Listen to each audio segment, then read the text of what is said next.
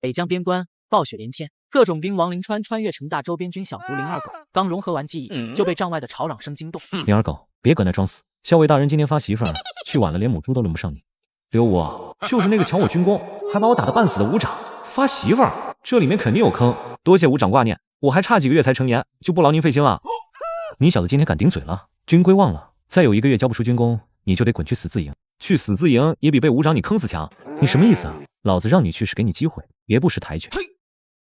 机会是给你自己找机会吧？把人领回来，转手就送到你床上，我还得帮你养着，对吗？你他妈胡说八道什么？堂堂特种兵王，还能让你个小瘪三拿捏了？今天就陪你玩玩，看谁玩死谁。反了你，老子今天就教教你怎么跟长官说话。找死啊！我的手，灵二狗，你敢动我，你死定了。现在是我让你去，你敢不去吗？去我去，带路。刘武捂着脱臼的手腕，怨毒地瞪了林川一眼，却不敢再多说一句，只能乖乖在前面带路。演武场上，30多名衣衫褴褛的女犯站在高台上，如同待售的货物。都听好了，领了媳妇的1年之内必须给老子生出崽子来，生不出来，2人一起滚去死字营。哟，这不是战场上吓得尿裤子的灵二狗吗？挑媳妇你倒是跑得挺快啊！二狗，你那身子骨行不行啊？别选个婆娘回去，只会大眼瞪小眼。你看左边那个，年纪跟你娘差不多了，娶回去又能当媳妇又能当娘，一步到位。说得对，周扒皮，你要是现在过去喊她一声娘，小爷今天高低把她娶回去，给你当后爹，你敢吗？你他妈敢占老子便宜？周恒，别惹事，赶紧的，看上哪个快点挑，磨磨蹭蹭的，一会儿连口热乎的都轮不上你。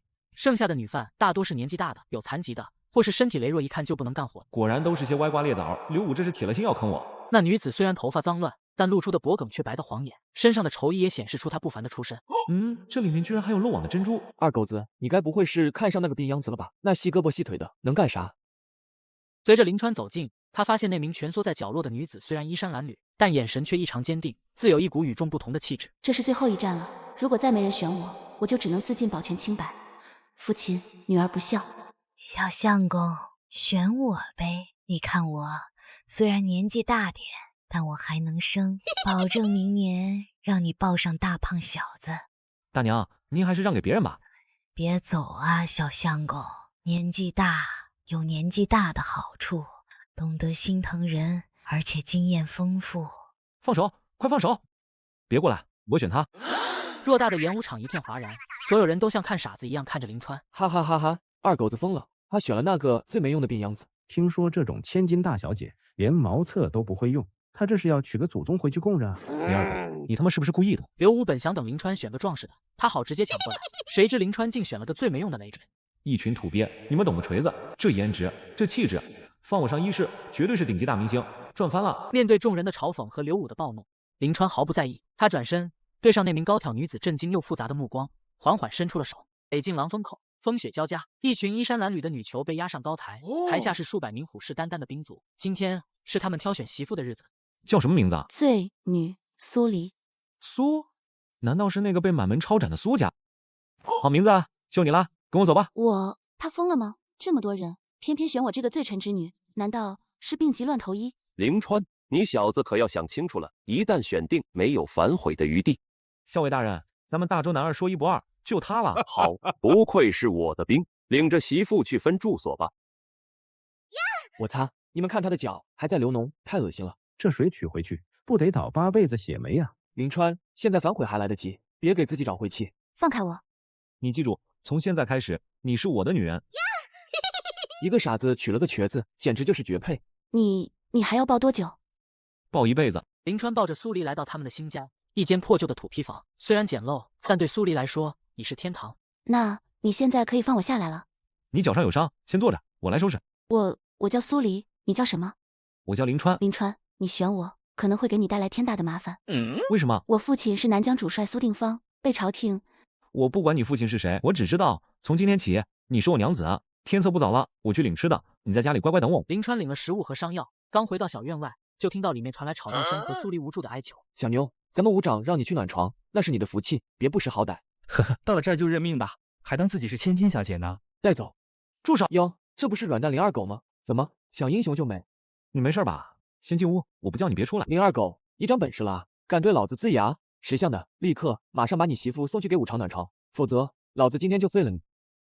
边关军营杂役小院，林川刚穿越到这具瘦弱的身体，还没来得及喘口气，麻烦就找上了门。林二狗，你他娘的长胆了，还敢瞪我？不，你敢动手？他怎么我们都没看清？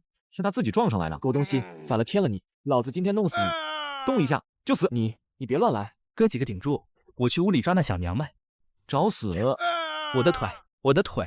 林二狗，你死定了！伍长不会放过你的，老子要让你生不如死！嗷！我的鼻子！你信不信？我现在就扭断你的脖子！这眼神是杀气，他真的敢杀我！林川哥，我错了，别杀我！滚！林川，你没事吧？我担心你。我不是让你待在屋里别出来吗？我怕他们打你。我没事，以后有我护着你。夜幕降临，屋内灯火摇曳。给，多吃点。不，这是你的口粮，我不能。拿着，一个大男人还能饿死不成？谢谢你。傻瓜，你是我娘子，我不护你护谁？可我们还不曾拜过天地呢。我父母3年前就死于战乱了，如今孤身一人。你我同是天涯沦落人。林二狗，给老子滚出来受死！别怕，待在屋里。林二狗，你好大的胆子，见了本伍长还敢站着，给我跪下！刘武，边关军营伍长，平日里作威作福，更是常年欺压林川的罪魁祸首。这小子今天怎么回事？眼神都不一样。林二狗，你聋了吗？老子让你跪下！我堂堂七尺男儿，上跪天地，下跪父母，你算个什么东西？也配让我跪？你这还是那个废物林二狗吗？敢跟伍长这么说话？吃了雄心豹子胆了。哟，可以啊，林二狗，几天不见，翅膀硬了是吧？敢跟老子叫板了？刘伍长，我倒想问问你，这些年你抢我军功13次，当众羞辱我27次，对我拳打脚踢9次，这笔账我们是不是该算了？算账你想怎么算？从今往后，我自己的军功我自己领，你再也别想染指分毫。呵呵，林二狗，你是不是以为打跑了王恩那几个废物就天下无敌了？你信不信我只需要一句话就能让你在这边关消失的无声无息，连尸体都找不到？那你信不信我能在一个呼吸之内让你体验3种不同的死法？军体拳锁喉，黑龙18手断颈，匕首穿心，你想先是哪一个？你敢威胁我？反了，真是反了天了！来人，给我拿下这个以下犯上的东西，谁敢动一下就和他一个下场。废物，一群废物，老子亲自来。林川小心！昏暗破旧的房间内，气氛剑拔弩张。伍长刘武正对着士兵林川，脸上写满了不可思议。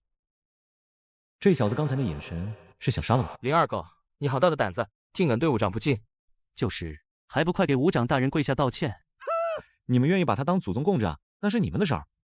从今天起，小爷不伺候了。很好，林二狗，几天不见，你还真长了根硬骨。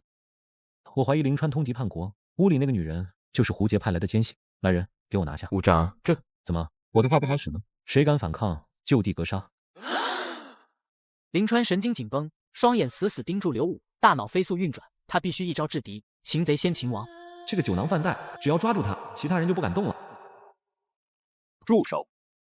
校尉陈景尧带着2名亲兵，大步流星地走了进来，屋内众人瞬间愣住。干什么？都把刀收起来！战场上对付胡杰人，一个个吓得腿软，现在对自己人倒是威风的很啊！校尉大人，您误会了，我怀疑林川勾结胡贼，正要拿下他，听从您的发落。哦，勾结胡贼？没错，我怀疑他屋里藏着的那个女人，就是胡杰派来跟他接头的奸细。可有证据？证据就在屋里，只要大人让我进去搜，一定能人赃并获。好，你放心，通敌卖国是死罪，我绝不姑息。此事我定会彻查到底。多谢大人明察。但若是我查出来屋里并非奸细，而是你刘武恶意构陷同袍，那我就砍了你的脑袋，行不行啊？大人，我也只是怀疑而已，我这就去核实，这就去。多谢校尉大人解围。不用紧张，小丽，我都上门了，你还不愿出来见我吗？罪臣之女见过校尉大人。看着眼前相识的2人，林川一脸错愕。这里没有外人，无需如此多礼。苏老将军与我有提携之恩，他遭人陷害，我却无能为力，实在愧疚。陈大哥无需自责，乱世之中，您还能记得我们父女，小黎已感激不尽。原来如此，苏黎的父亲是镇守南疆的大将军，陈校尉曾是他手下的兵。陈大哥，屋里坐吧。屋内陈设简陋，只有一张瘸腿木桌和2个凳子。这半年来，我一直在查苏老将军的事，但身在北疆，只查到些蛛丝马迹。你安心在此住下，但身份务必保密。多谢陈大哥。你我兄妹何须言谢？你小子真是祖坟冒青烟了，能娶到我这如花似玉的妹妹啊！小丽虽然家道中落，但你要是敢欺负她，我第一个饶不了你，听见没？校尉大人放心，媳妇儿是用来疼的，我怎么舍得欺负啊？以后那刘武要是再敢克扣你的军功，直接来告诉我，我给你做主。多谢校尉大人。哈哈，行了，不打扰你们小两口了。林川看着陈景瑶的背影，眼神变得坚定。他知道，想让这位校尉成为真正的靠山，自己必须展现出足够的价值。深夜，寒风呼啸，苏黎铺好了床铺，安静地坐在床边，不敢看林川。夜深了，要不明天再做吧。你先睡，我做点东西防身。防身，刘武他们还会来吗？林川很清楚，今天得罪了刘武，以后的日子绝不会好，尤其是在执行任务时，对方很可能会借机下黑手。危机也是机会，是时候让他们看看我的真本事了。直到深夜，林川才画完所有线条。他给炉子添了些柴，便在火炉边铺开一卷草垫，准备合衣而睡。爹娘，不要啊！别怕，我在。短短4个字，像一把利剑，瞬间击溃了苏黎心中早已千疮百孔的防线。哭吧，哭出来就好了。我的父母，我的亲人都没了，我什么都没有了。你还有我啊？你会一直在吗？当然。次日清晨，大雪纷飞，林川正在院中捣鼓一堆木头，突然房门打开，一个身影走了出来。梳洗干净的苏黎宛如出水芙蓉，不施粉黛却依旧惊艳。琳琅，你这么盯着人家做甚？叩谢列祖列宗，我林川这是捡到绝世珍宝了。琳琅不嫌弃我，已是我的福气。你脚伤还没好，快坐下，别乱动。敷了药，已经好多了。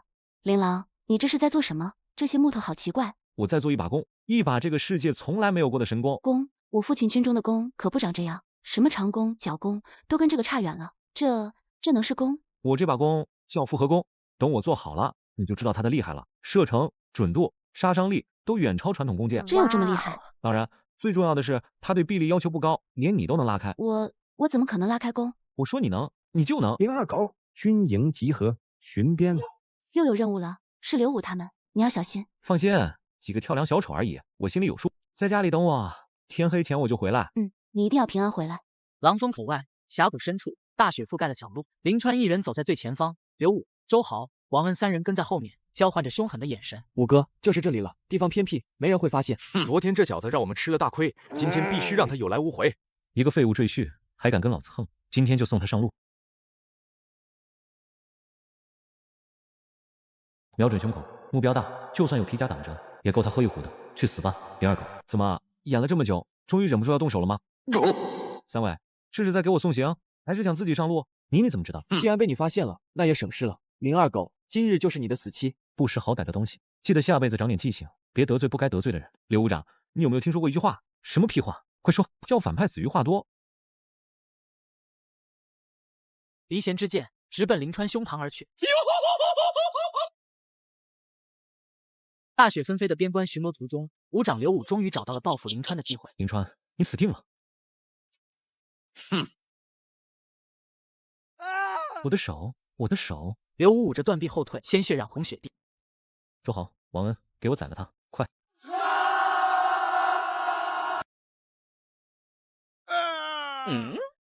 你啊！我的眼睛，我的眼睛！别杀我！灵川兄弟，我错了，都是刘武逼我的，求你放过我！放过你？我以后什么都听你的，给你当牛做马。好啊，去杀了他！什么？杀武长？你不杀他，我就杀你，自己选。王恩看着地上周豪的尸体，又看看林川冰冷的眼神，咬紧牙关。王恩站起来，握紧战刀走向刘武。王恩，你想干什么？造反吗？武长，我不想死。这些年你抢了我们多少军功，今天就当我还给你了。你不要过来啊！去死吧！他让我杀刘武，这是要拉我上贼船，他会不会杀我灭口？什么人？嫡媳还有敌人？林川刚解决完内斗，就陷入了胡劫斥后的包围。对方不是普通的胡劫兵，箭术很准，这样下去我迟早会死。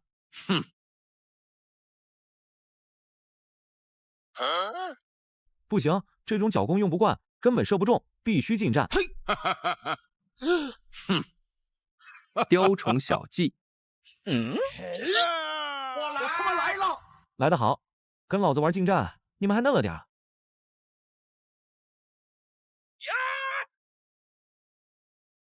哦，你不是普通周人氏族？猜对了，可惜没讲。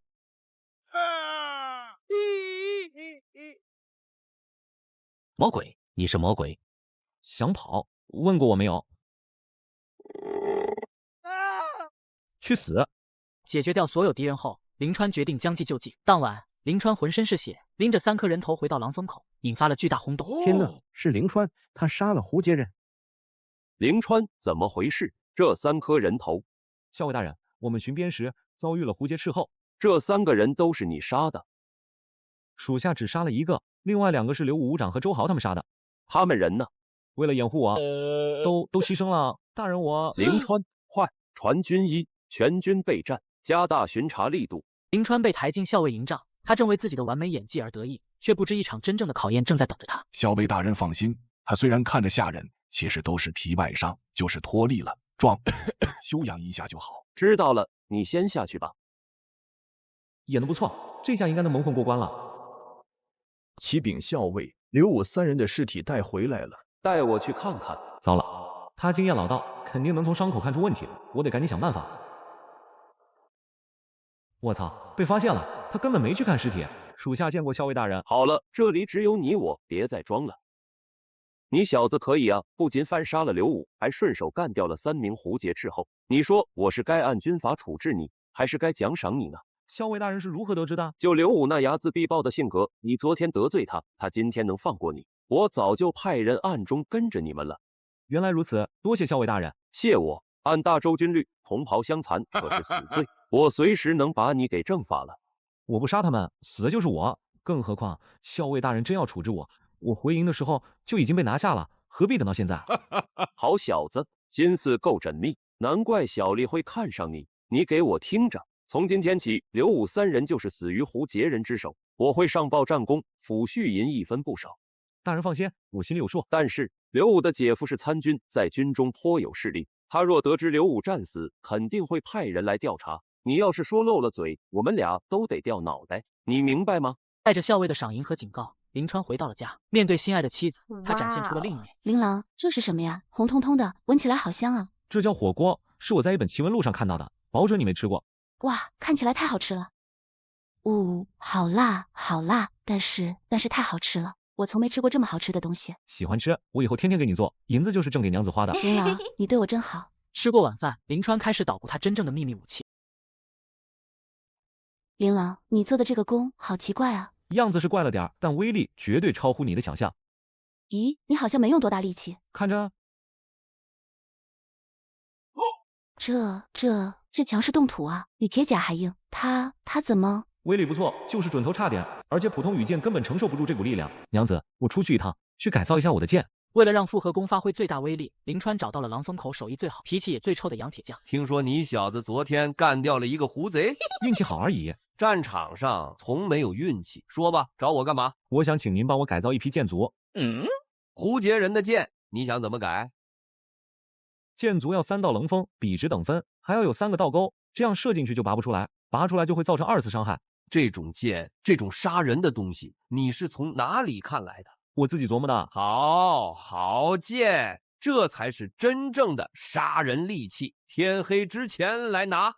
卧房内，烛火摇曳，苏黎面带羞涩，眼神却大胆地看着林川。夜深了，琳琅，该就寝了。琳琅，你是不是不喜欢人家？哪有？你别胡说。那你为何还不要了人家？人家都主动了，你还在等什么？这谁顶得住啊？离席，你要小心。你在家待好，别出门。城墙上火把通明，军卒们正紧张地搬运着滚木类石。片刻后，城外雪原上出现大片黑，马蹄声如雷，震得城墙微微颤抖。陈景尧，见到你家爷爷，还不赶紧开城投降？莫尔扎，我大周将士只有战死的，没有投降的。如今的大周已经烂到骨子里了。你问问你身后的人，京城那位天子何曾在乎过你们的死活？休要在此妖言惑众。今天爷爷我就踏平这狼风口。放肆！话音刚落，一支铁剑划破夜空，直奔陈景尧而来。好强的力道！敌军有神箭手。又是几道破空声响起，城墙上顿时传来惨叫。老马，陈景尧，看到没？爷爷我随时可以取你狗命。放箭，给我射死他！守军一阵箭雨抛射，却纷纷落在穆尔扎身前30步的位置，根本够不着。废物，一群废物！弓弦颤动，铁剑如流星般飞射而出。他低头看着穿透铁甲的剑士，满脸不可思议，从马背上重重栽倒。好样的！下一秒，城墙上爆发出山呼海啸般的欢呼声。就是你！铁剑再次飞出，那黑汉察觉危险，狼狈闪躲，脸上被划出一道血痕。林川射出第3箭，远处胡杰大军的将其应声而断，将其倒，军心乱。胡杰大军开始缓缓撤退。快给我查，刚刚那3箭到底是何人所射？胡杰大军退去，城墙上一片欢腾。陈景瑶正焦急地等待着消息。启禀校尉，查到了，是甲彪师长曹询所射。曹询，他的箭术确实不错。启禀校尉，属下查到是务标的灵川所射。灵川怎么会有2个人？荒唐！灵川是谁？竟敢冒领我儿的军功！把他们2人都带来见我。很快，林川与曹询被带到陈景瑶面前。刚才那3箭是你们谁射的？启禀校尉，是属下所射。灵川，你可要想清楚了，冒领军功可是要吃军棍的。启禀校尉，那3箭却系属下所射。你好大的胆子！呵呵，林二狗，你还真敢吹啊！就凭你，能拉开3弹弓吗？那你倒是说说，你用的是什么弓，什么箭？我用的是4弹牛角弓，桦木羽箭配柳叶足。校尉大人，属下用的是这张自制破甲弓，箭是特制的3棱箭足，整个狼风口仅我一人使用。自制的弓，这玩意儿除了花里胡哨，能有什么杀伤力？校尉大人，恕我直言，这破弓连普通羽箭都射不出100步，你当校尉大人好糊弄吗？陈景瑶没有理会曹氏父子，他拿起林川那把造型怪异的弓。这弓确实有些奇怪，见杨铁匠的手艺。是，属下请杨铁匠改造的。来人去请杨铁匠，再去城外把射出去的铁剑找回来。是，校尉大人，此事已经很明了，就是灵川觊觎军功，何必再查？曹彪长正因信得过你的为人，才要查个水落石出，免得你们父子遭人非议啊。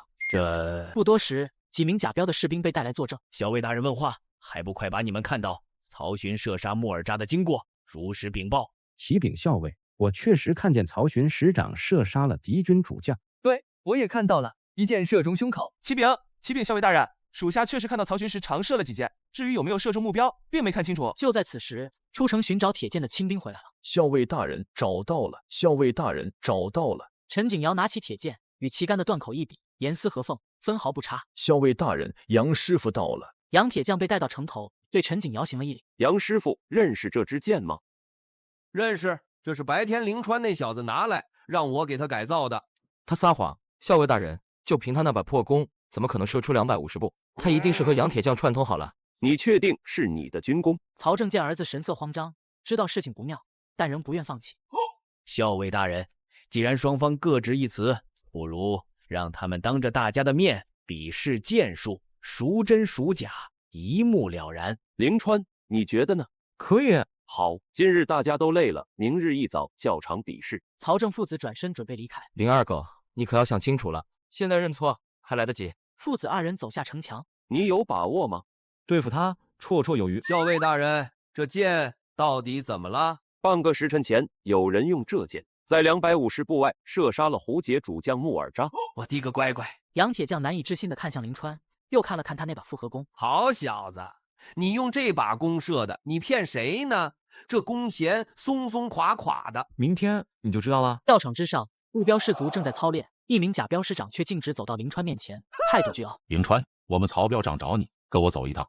我不是甲彪的兵，曹彪长有事，让他自己来找我。好小子，真硬气大胆，你敢抗命？你算个什么东西？有资格命令我们务标的兵？不多时，甲彪彪长曹正亲自前来，脸上挂着假笑。灵川能否借一步说话？大家都是敞亮人，曹彪长有话就在这儿说吧。呵，你年纪轻轻，能力不错，不如来我甲彪，我给你个神掌做。曹彪长的好意我心领了，不过无功不受禄，我还是喜欢自己挣来的东西。这样，这次节度府的赏银全部给你，师长的位置也给你留着。曹彪长，我纠正一下，那赏银本来就是我的，不需要你经手。你可要想清楚了，你还年轻，路还长着呢，不劳费心。给你活路你不走，非要找死。片刻后，校尉陈景瑶来到教场，宣布比试开始。250步靶，每人3箭，中靶多者胜。请问校尉，要是都没中靶怎么算？那就要问问你自己是怎么在黑夜中一箭射杀木尔扎，又射中敌军将旗的。该死，说错话了。不过看到林川手里那把破木弓，我就放心了。我射不中，他更不可能。我先来。曹询手持40弓，引来周围士卒一片惊呼。天呐，是40弓，整个狼风口也只有曹询能拉开吧？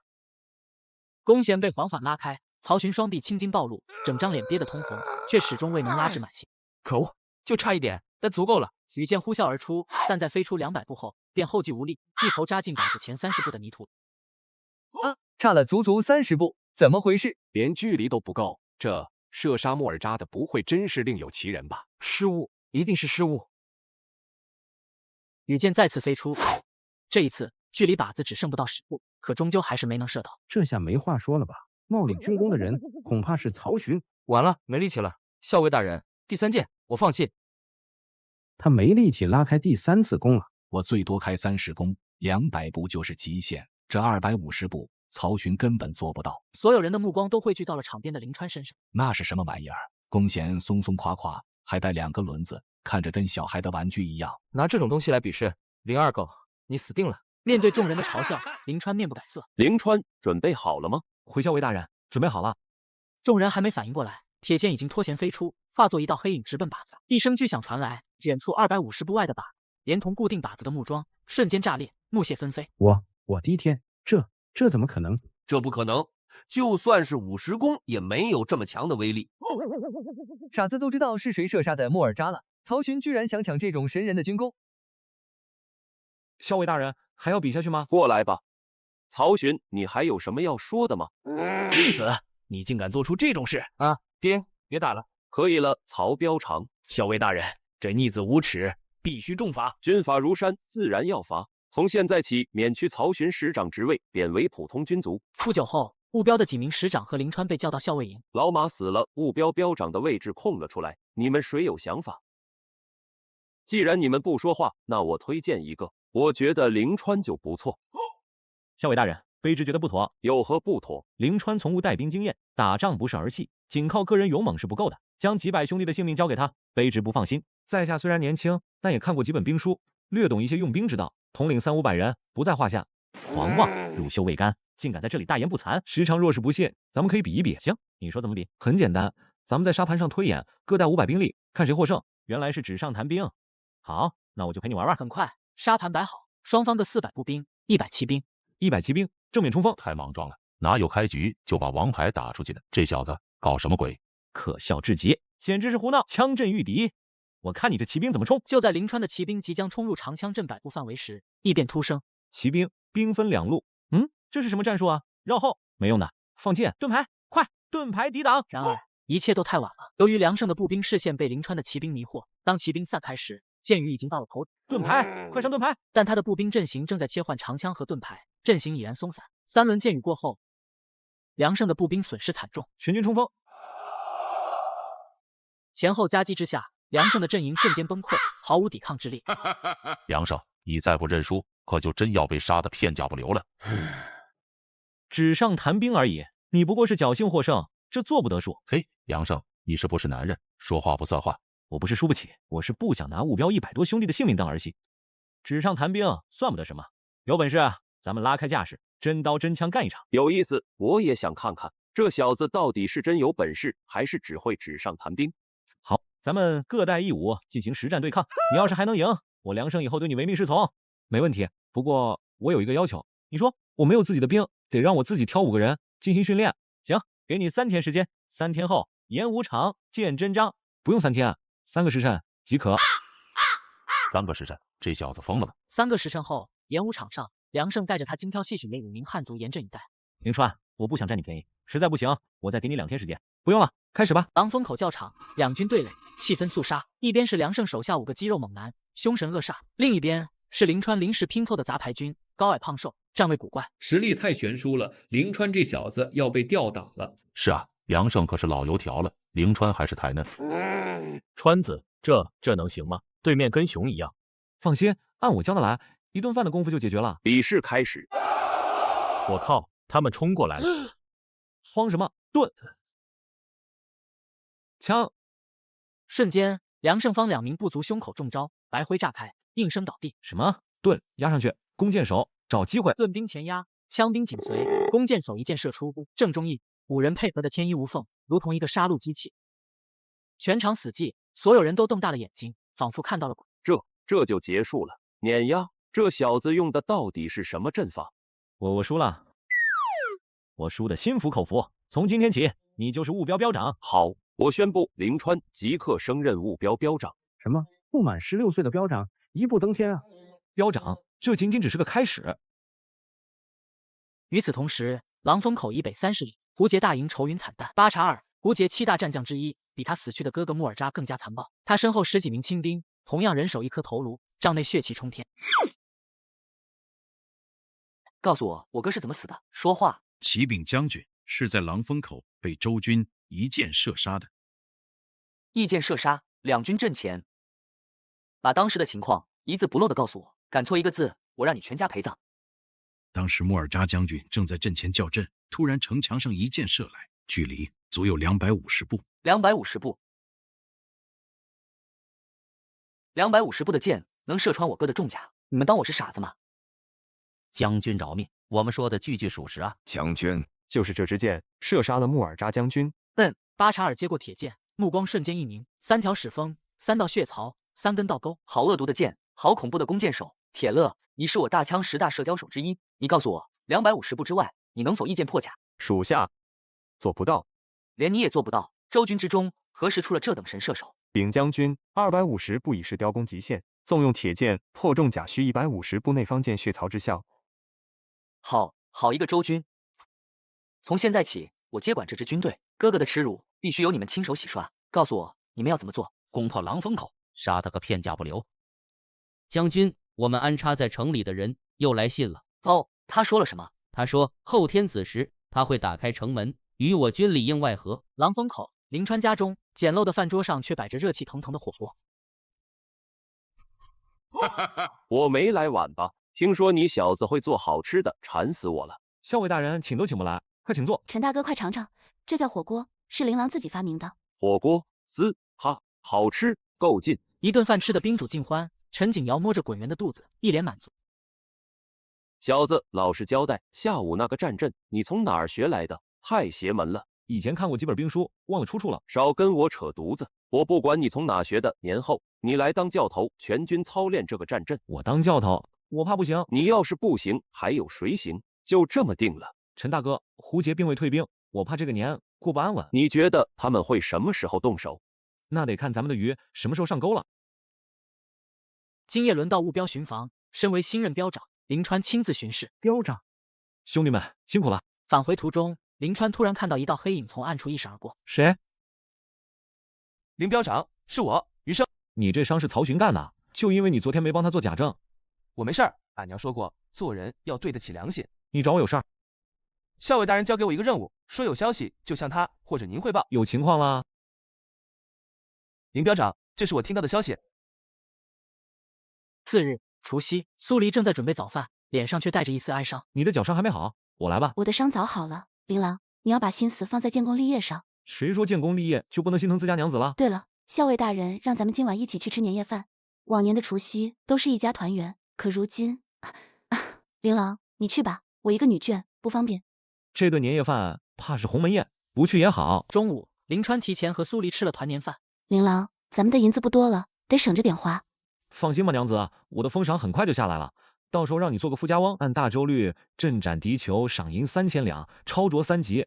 可如今这朝廷能给1000两就不错了，这乱世终究要来了。下午，林川应邀前往校尉营赴宴，半路却被陈景尧的亲兵拦下。林标长，校尉大人有令，今日的年夜饭改到城中吞血楼了。吞血楼？为何突然改地方？听说是甲标的曹正标长左东，说是要替他儿子曹询给您赔罪。赔罪有意思，鱼儿不仅上了钩，还主动把大家都请进了锅里。哎呀，林兄弟，你可算来了，快请上座。这么多人，却一个菜都没有，曹询也不在，这戏码越来越足了。林兄弟，你那一战真是让我开了眼了。来，我敬你一碗。熊大哥过奖了，干！林兄弟以后飞黄腾达，可别忘了我们这帮老兄弟啊！一定一定。几碗酒下肚，林川已是满脸通红，脚步虚浮。怎么含不上菜啊？光喝酒，我去后厨催催。除夕夜，狼峰口吞血楼内灯火通明，标长曹正大摆筵席，宴请校尉陈景尧及各位军中同僚，名为年夜饭，实为鸿门宴。校尉大人来了，快请上座。掌柜的，上菜，赶紧的。今日除夕，我老曹喧宾夺主，一是请大家吃顿好的，二嘛就是为我那逆子的事向诸位赔罪。这可是我花大价钱从灵州淘来的10里香，今日咱们不醉不归。曹标长要不醉不归，这一桌一坛可不够啊！哈哈，朱老弟放心，酒管够，喝完我立马让人去拿。既然如此，大家就别客气了。来，我们先敬曹标长一碗。哎，不对不对，应该先敬校尉大人。凌兄弟，之前犬子的事儿给你添麻烦了，我代他向你赔罪，你可千万别往心里去。曹标长严重了，你儿子想抢我军功，又不是你指使的，你给我赔什么罪？校尉大人，这胡杰大军在30里外虎视眈眈，到底想干嘛？自然是想攻破我狼风口。可若是有人与胡杰人暗中勾结，想来个里应外合呢？是谁？站出来，看老子不撕了他！计划万无一失，酒里的蒙汗药也快发作了，怕什么？曹标长在想什么呢？没想什么。我以前遇到个奇人，教了我一门神通，能猜到别人心里在想什么。凌兄弟，你喝多了，江湖骗子的话你也信？是不是骗子？今天正好验证一下。面对林川的步步紧逼，曹正的冷汗已经浸湿了后背，但他仍强装镇定。曹标长不信是吧？那我可要开始了。我猜曹标长现在在想，胡杰人的1000精锐应该已经到了关外，你只需要打开城门，他们就能兵不血刃的拿下狼风口。凌川，你在这里胡言乱语，什么血口喷人？曹标长别紧张，他就当是酒后胡言。校尉大人，我堂堂标长，岂能容他如此污蔑？别急啊，我还没猜完呢。我还猜到曹标长现在心里在倒计时，最多1刻钟，这酒里的蒙汗药药效就要发作了，然后你藏在后院的清兵就会冲进来，把我们全部杀掉。凌川，你一再污蔑我，真以为我不敢动你吗？他怎么会知道每个细节都对上了？难道他真会什么邪术？曹正，你个狗日的！想不到你竟然真的通敌！放开我！你们看不出来吗？林二狗这是公报私仇，他在污蔑我。曹标长，你说猜得对吗？我对你，林二狗，你个卑鄙小人！我曹某人何时做过通敌之事？我看是你心怀不轨。到底是不是污蔑，很快就知道了。随着林川拍手，大堂的侧门被推开，所有人的目光都被吸引了过去。掌柜，校尉大人饶命啊！我们什么都不知道，是曹彪常说要用他自己带来的酒，还不让我们碰。怎么会？我每个环节都做得滴水不漏，怎么会败露？曹标长，你是不是该解释一下？校尉大人，你听我说，事情不是这样的啊！动手！各位，吃好喝好了吧？曹正，你想干什么？接下来我就要送你们上路了。曹正，你个的，果然想造反！熊大哥，现在才看明白吗？他这是想把我们一网打尽，然后开门迎接胡杰大军。林二狗，你确实聪明，只可惜你知道的太晚了。就算你们没被蒙汗药迷倒又如何？在这毫无掩体的大堂，我的人一轮乱射，你们有几人能活？王八蛋，你果然要通敌当走狗！什么叫走狗？人各有志，当兵不就是为了飞黄腾达吗？那些豪门贵胄一餐饭抵我们10年军饷，凭什么？为了升官发财，你连祖宗都不认了？少跟我扯这些！胡杰人答应我，事成之后给我一个千夫长，这都是陈景尧逼我的。若非他偏袒林二狗，我何至于此？到现在，你依然没有意识到自己的错误。错误？历史是胜利者书写的，马上对错就由我说了算，因为你们马上就要死了。我劝你还是回头看清楚局势，再下结论。你什么意思？拿下？去死？啊？怎么会？我的计划……大局已定，曹正双臂被废，瘫倒在地，眼中满是绝望和不甘。我很想知道你是如何识破我的计划。不是我，是凌川。我说我是猜的，你信吗？不可能，我的计划如此隐秘，你绝不可能猜得到。隐秘吗？那我跟你盘点一下你的失误。第一，几天前胡杰人不知道的秘密小道上出现了他们的斥候，这说明什么？说明有人告密。第二，胡杰人偏偏在除夕夜这个不合常理的时间出兵，结合告密。我跟校尉大人立刻就怀疑狼风口有内鬼。就凭这个？当然不止，我们立刻在各位标长身边都安插了眼线，然后就在当晚，就有人看到你的人鬼鬼祟祟的出关了。不可能，我的人做事很谨慎，想瞒过别人不难，但想瞒过你假标自己人，可就未必了。是谁？是谁出卖我？是我！你个吃里扒外的狗东西！老子当初就该杀了你！老子认栽，要杀要剐，赶紧的！念在多年同袍的份上，我给你个痛快。与此同时，狼风口外3里的风雪之中，胡杰千夫长巴查尔正率领1000精兵，焦急地等待着信号。什么时辰了？快到子时了。查干，你确定那个曹正可靠？应该可靠。他在信里说陈景尧处处打压他，早已心生怨恨。如果子时3刻还收不到信号，我就取你的脑袋。约定时间将至，狼风口方向却毫无动静。胡杰向导查干急得如同热锅上的蚂蚁，生怕自己的脑袋保不住。曹正，你个王八蛋，可千万别耍我啊！将军快看，信号是信号，狼风口传来信号了。所有人听令，直奔狼风口，杀！城墙上一片死寂，毫无防备，下方的2扇城门更是大敞四开。成了，曹正果然得手了。杀进去，粮食、银子、女人都是我们的。然而进入瓮城后，四周依旧是死一般的寂静，仿佛一座空城，这让巴查尔内心升起一丝不祥的预感。不对劲，太安静了。不好，是陷阱，快撤！巴查尔，我等你多时了。陈景尧，你卑鄙！兵不厌诈，你想里应外合，难道我就不能瓮中捉鳖吗？放箭！一时间，箭如雨下。瓮城内的骑兵没有盾牌，瞬间成了活人羊惨叫连连。别慌，从步道冲上去，给我杀了陈景尧！继续冲，把死去同袍的铠甲顶在头上，冲！胡杰士兵学聪明了，他们举着铠甲当盾牌，可箭再次发起冲锋。就在此时，瓮城中，胡杰第一神射手铁勒已经锁定了城墙上的主将陈景尧。陈景尧，上次让你侥幸逃脱，这次你必死无疑。铁剑竟直接洞穿了盾牌，箭足从盾牌后冒出半尺，吓得清兵冷汗直流。好险！我看你有多少面盾牌。3箭齐发，神仙难挡。一股冰冷至极的杀气从头顶传来，铁勒浑身一僵，那种感觉如同被天敌锁定。这是什么感觉？上面还有人！就在胡杰神射手铁勒感到致命威胁的瞬间，一支铁箭已从上方悄无声息的袭，可惜还是慢了半拍，铁箭直接穿透了他的后脑，带着倒刺的箭足从他的咽喉穿出，死钉在地上。原来射杀穆尔扎将军的神射手是你，我不甘心。与此同时，冲上步道的胡杰士兵已经接近城墙了。快，就差一点了，冲上去！他们要冲上来了。不，他们上不来。步道上早已泼满了火油，瞬间被点，化作2条。啊！不是火油！救命！完了，全完了！眼看瓮城内的敌人即将被全歼，林川却突然下令减缓攻击，留巴查尔一条活路。什么？林兄弟，为啥？趁他病要他命啊？林川，这是为何？巴查尔活着，城外的胡杰兵才会拼了命的想救他，他就是最好的诱饵。诱饵？没错，咱们要的不是瓮城里这几百人，而是城外那几百个，这叫围点打援。围点打援，妙啊！林兄弟，你可真是个天才！把主要兵力调到外城墙，给我狠狠地射杀那些试图靠近城门的胡杰兵。城外，2名胡杰百夫长正指挥着士兵冲击，却死伤惨重。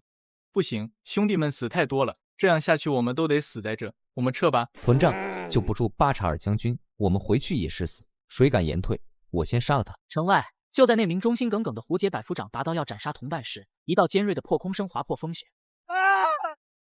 好剑法，太牛了！这至少有300步远，风雪这么大，他是怎么做到的？另一名幸存的百夫长吓得魂飞魄散，他瞬间想起了穆尔扎将军被一箭射杀的那个夜晚。是那个神射手，是他，快跑！主将一死一逃，剩余的胡杰部族彻底崩溃，丢盔弃甲，转身就跑。杀光这群胡贼，一个不留。是埋伏，我们被包围了。领头的正是以彪长熊谷，他如猛虎下山，直扑那名逃跑的百夫长。死！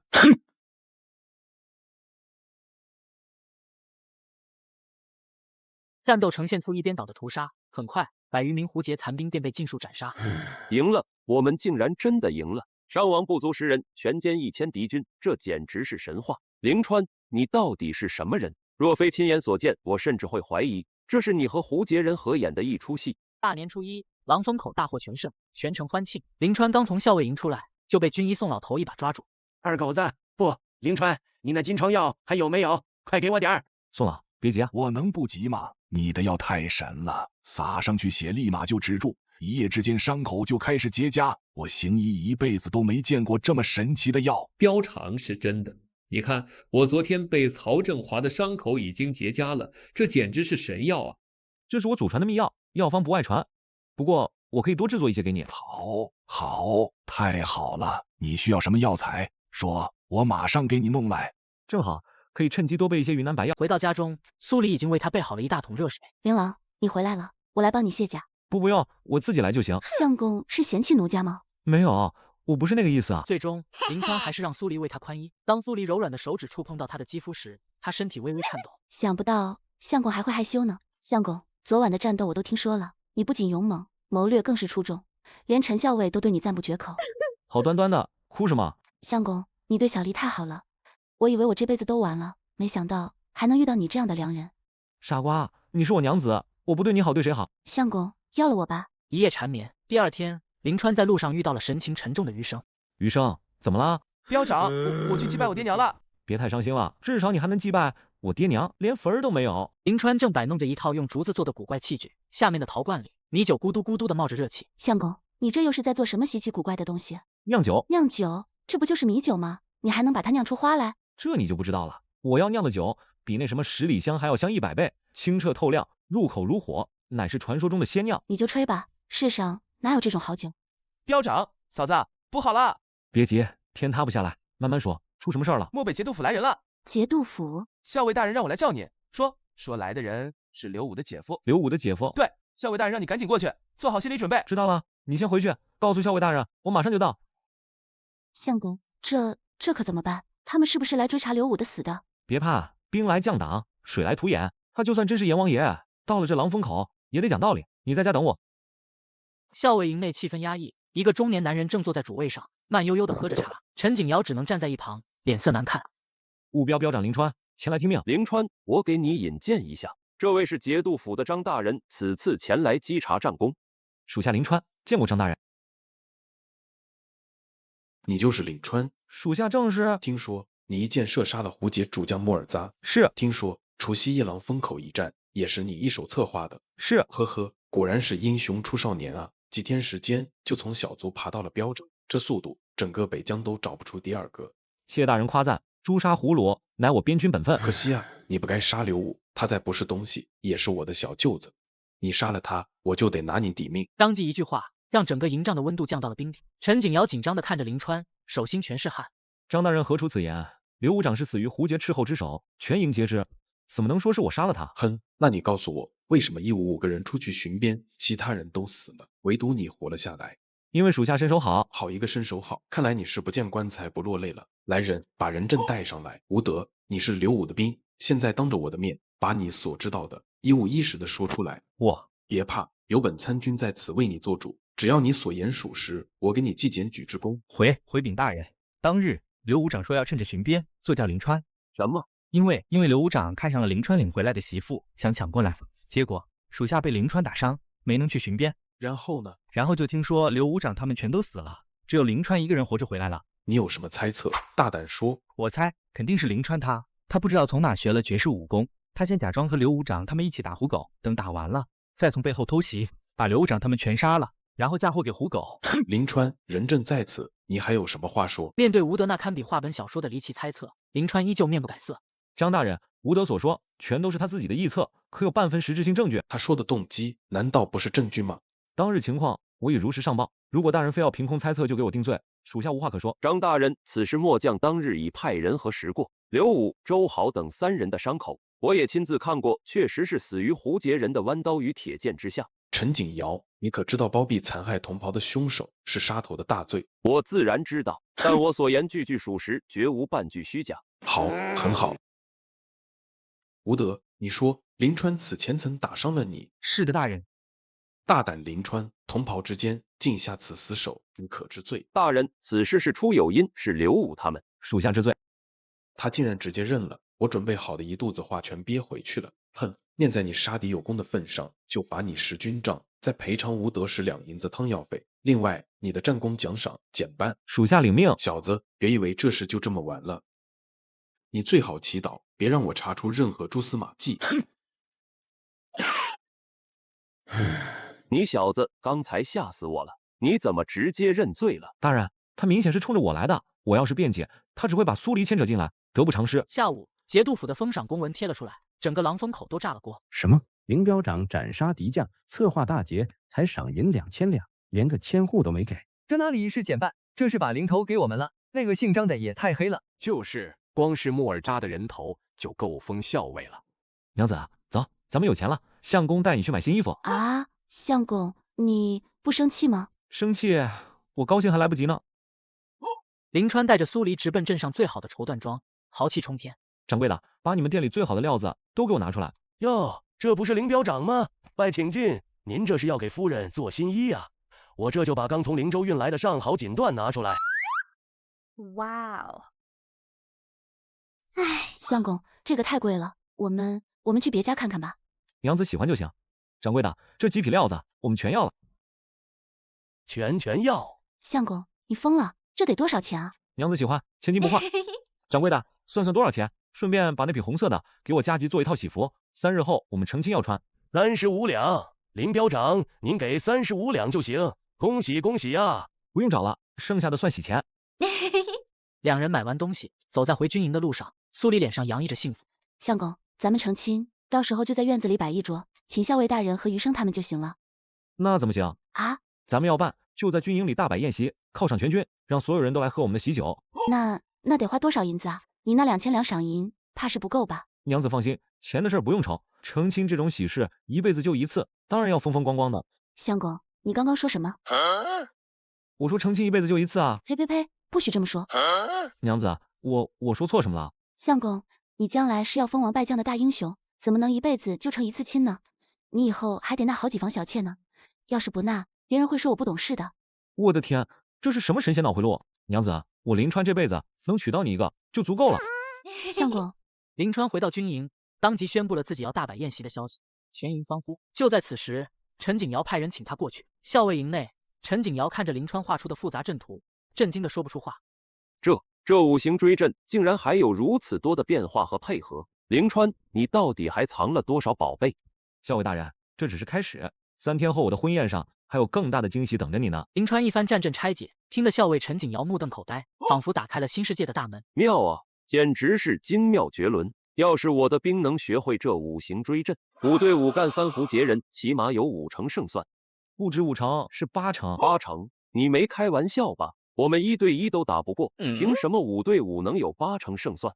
校尉大人，你觉得我们为什么1对1打不过？那还用说，胡截人天生体格壮，骑射好就是为战斗而生的。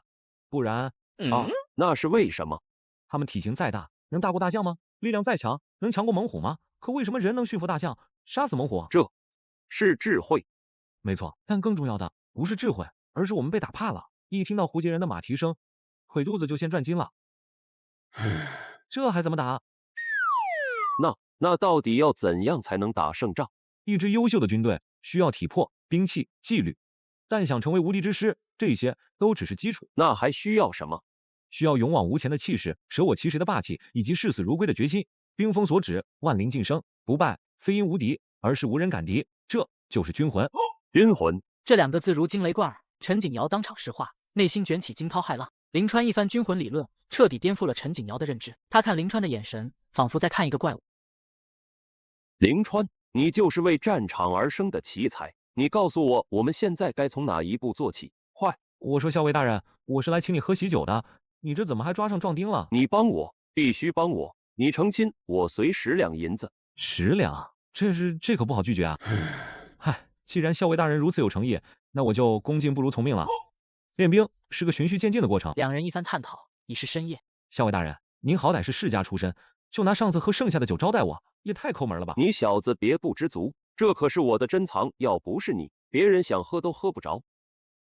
那你这个留着自己喝吧，尝尝我亲自酿的。你酿的酒，扯什么卵蛋，能喝吗？这可是你说的啊，别后悔。一股从未闻过的霸道浓郁的酒香瞬间炸开，充满了整个营帐。好香，这是什么酒？闻到其香，陈景尧一把夺过酒壶，给自己倒了满满1大碗。哎，等等，这酒不能这么喝。但已经晚了。可，我操！你这酒里加辣椒了吗？怎么这么辣？都说了得慢慢品，你非要好饮，怪我喽。我就不信了。瞬间，陈景尧的表情开始了一场精彩绝伦的表演。先是眉头紧锁，随即双眼圆睁，然后是面颊抽搐，最后化作一脸极致的陶醉。这世间竟有如此美酒！我那半坛10里香跟他一比，简直就是刷锅水。快说，这酒叫什么？你从哪弄来的？都说了是我自己酿的，你怎么就不信呢？那你这酿酒的法子是哪学的？哪本书？作者是谁？一本古籍，书皮都烂了，记不清了。你小子还防着我，我真怀疑你是不是这个世界的人。我靠，他怎么知道的？不对，看那样子是开玩笑。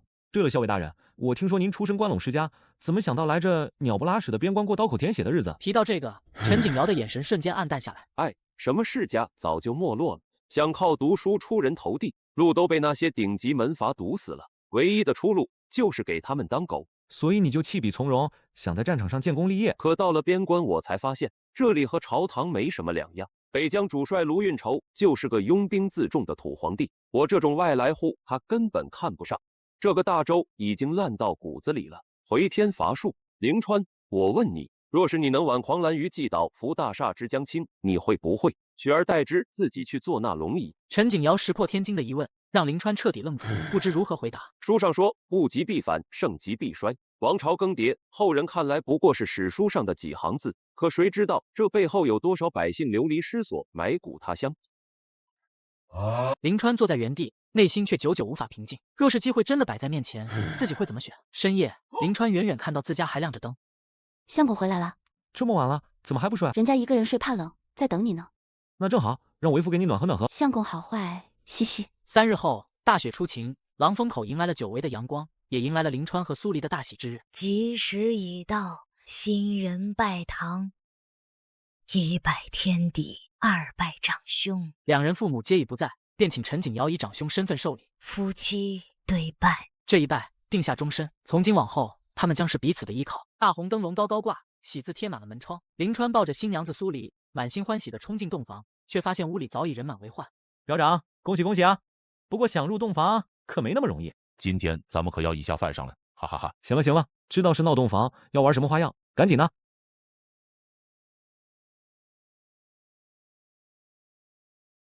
表长，咱们也不为难你，来，蒙上眼睛，抱着弟妹原地转10圈，然后踩着这凳子走过去，不掉下来就算你过关。就这啊，小意思。1圈、2圈，快点快点！9圈、10圈，转了10圈的灵川抱着苏黎，摇摇晃晃地摸索着踩上板凳。哈哈，表长，你掉下来了，没过关，必须接受惩罚。行，说吧，什么惩罚？让新郎官当面亲一口新娘子，大家说好不好？好，不行。去，要亲也是我们关起门来亲，凭什么给你们看？那不行，必须罚。这样，一会儿我请大家喝好酒，算我赔礼，行不行？好酒，一言为定了。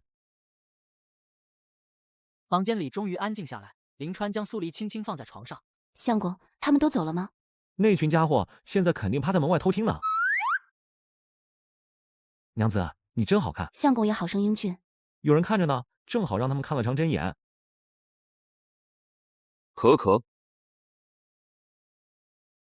教场之上，数十张宴席摆开，鸡鸭鱼肉应有尽有，热闹非凡。新郎官，啥时候开席啊？这才闻着香，可这酒是不是太少了点？是啊，这每桌5斤酒还不够咱们漱口的呢。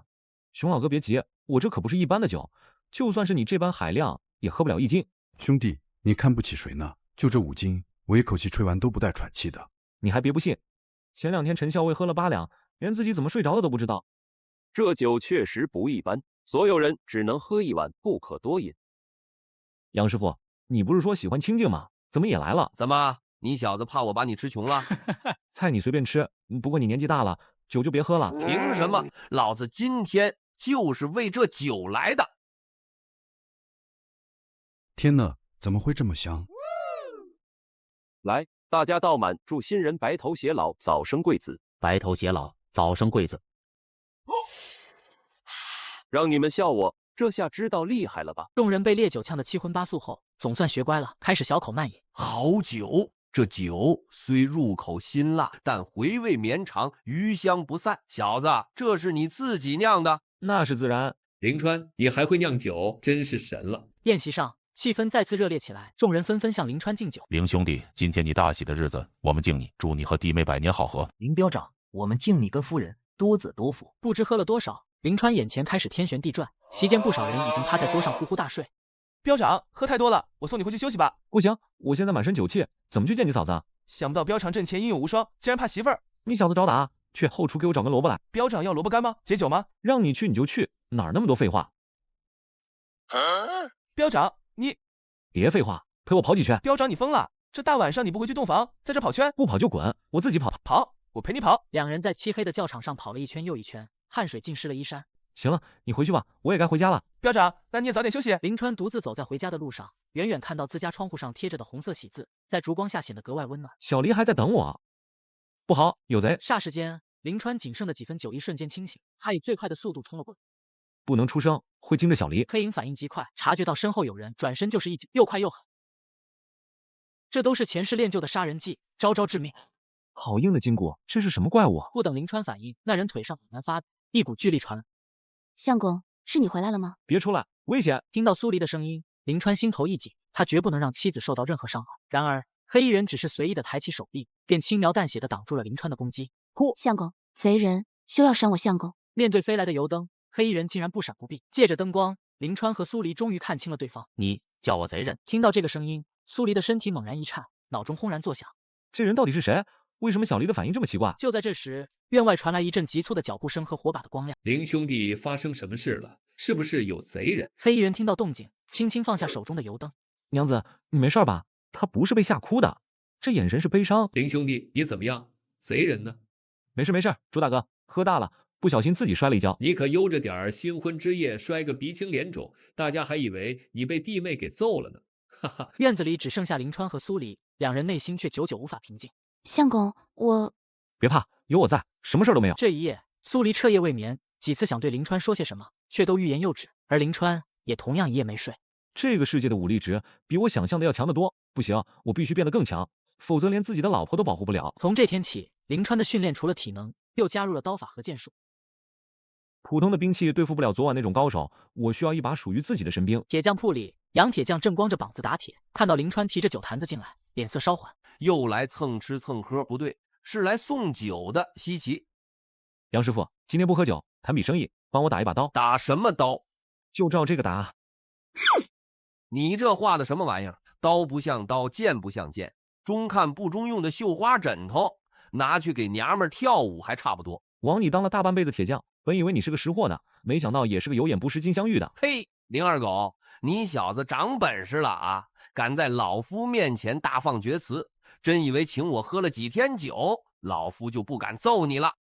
杨师傅，别急着动手，我这把刀别的不敢说，轻松斩断马腿，穿透胡杰人的铁甲，跟玩一样。就用这破铁，就凭你这破图纸，小子，你喝多了还没醒吧？吹牛吹到我铁匠铺来了。你要是不信，咱俩打个赌如何？赌？好啊，怎么赌？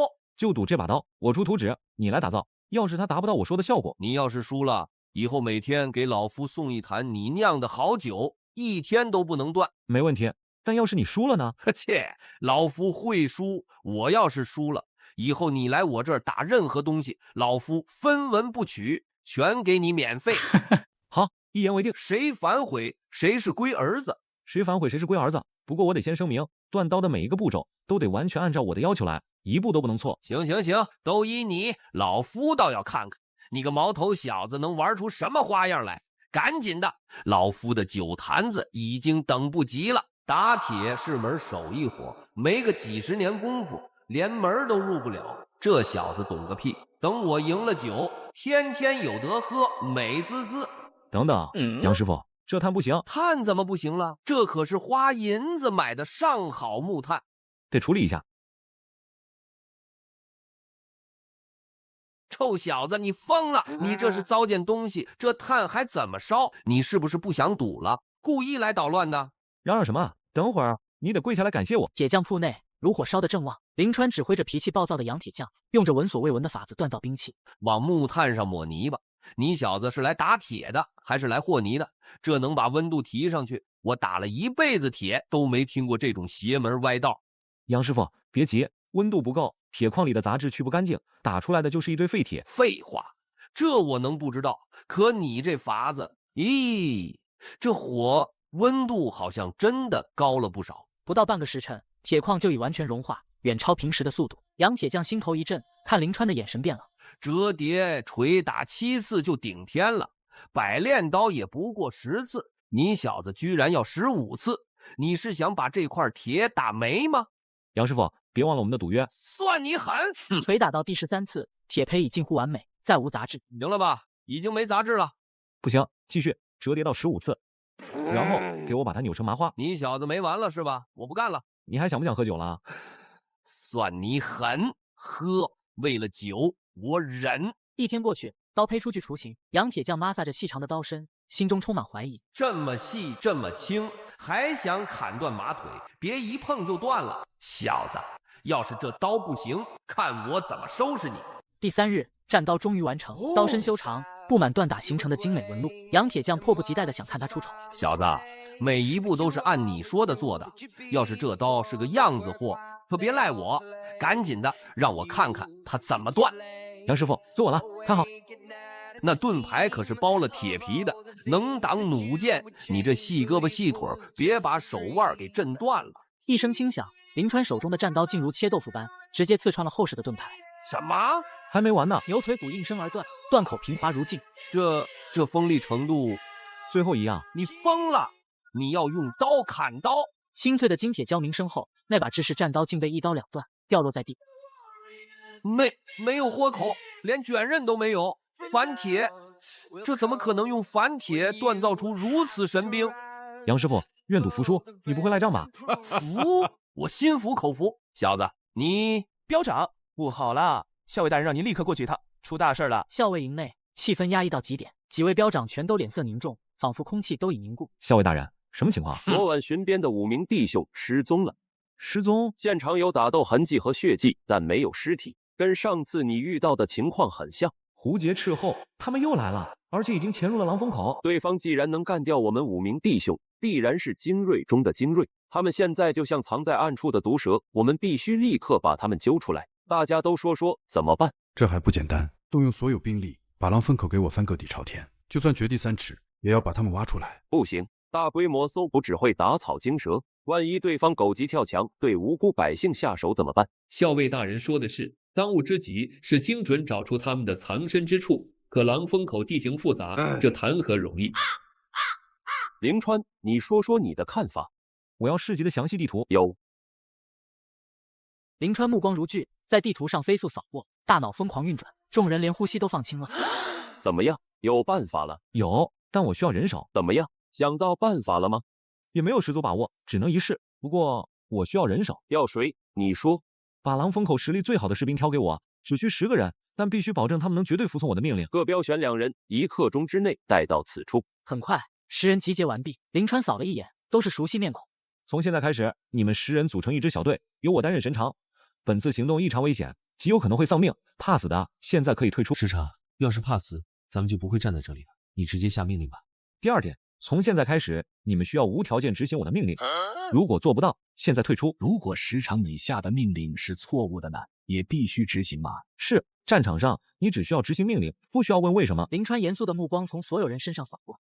如果这个命令真的是错的，那也是我事后要承担的后果。我作为时长，会对你们每一个人负责，这是我的职责，所以我不允许自己犯错。你有多少把握？不知道，只能一试。我现在担心的是，他们在被我找到之前，先一步动手。我已经做了相应部署，封锁消息，加派兵力秘密看守险道和军事要地，这些重地我也派了人秘密看守。陈大校尉，你什么时候变得婆婆妈妈了？你可曾听说过胡劫的2大王牌斥候？胡劫军中有2支极其凶悍的斥候军团，名为赤符和血压。他们从5、6岁的小孩中选拔，通过多年残酷训练，10不存1，但每一个活下来的都是绝对的精锐。陈景尧话语中满是担忧之色。曾经，一营北疆边军遭遇了一支10余人的血压小队，结果这500周军险些被对方屠杀殆尽。从现场的痕迹来看，这次来的极有可能就是血压军团。都是2个肩膀扛一个脑袋，就算来的真是血压，我也要让他们有来无回。麻烦你帮我照看一下小黎。放心。按照林川分配的任务，10人分成2支小队，对圈出的几个地点进行盘问。这一路上有7组脚印，说明对方至少有7人，而且从脚印消失的方向判断，对方现在极有可能躲在市集之中。市集上有几百户人家，咱们总不能挨家挨户搜吧？真要这样，对方听到风声早就跑了。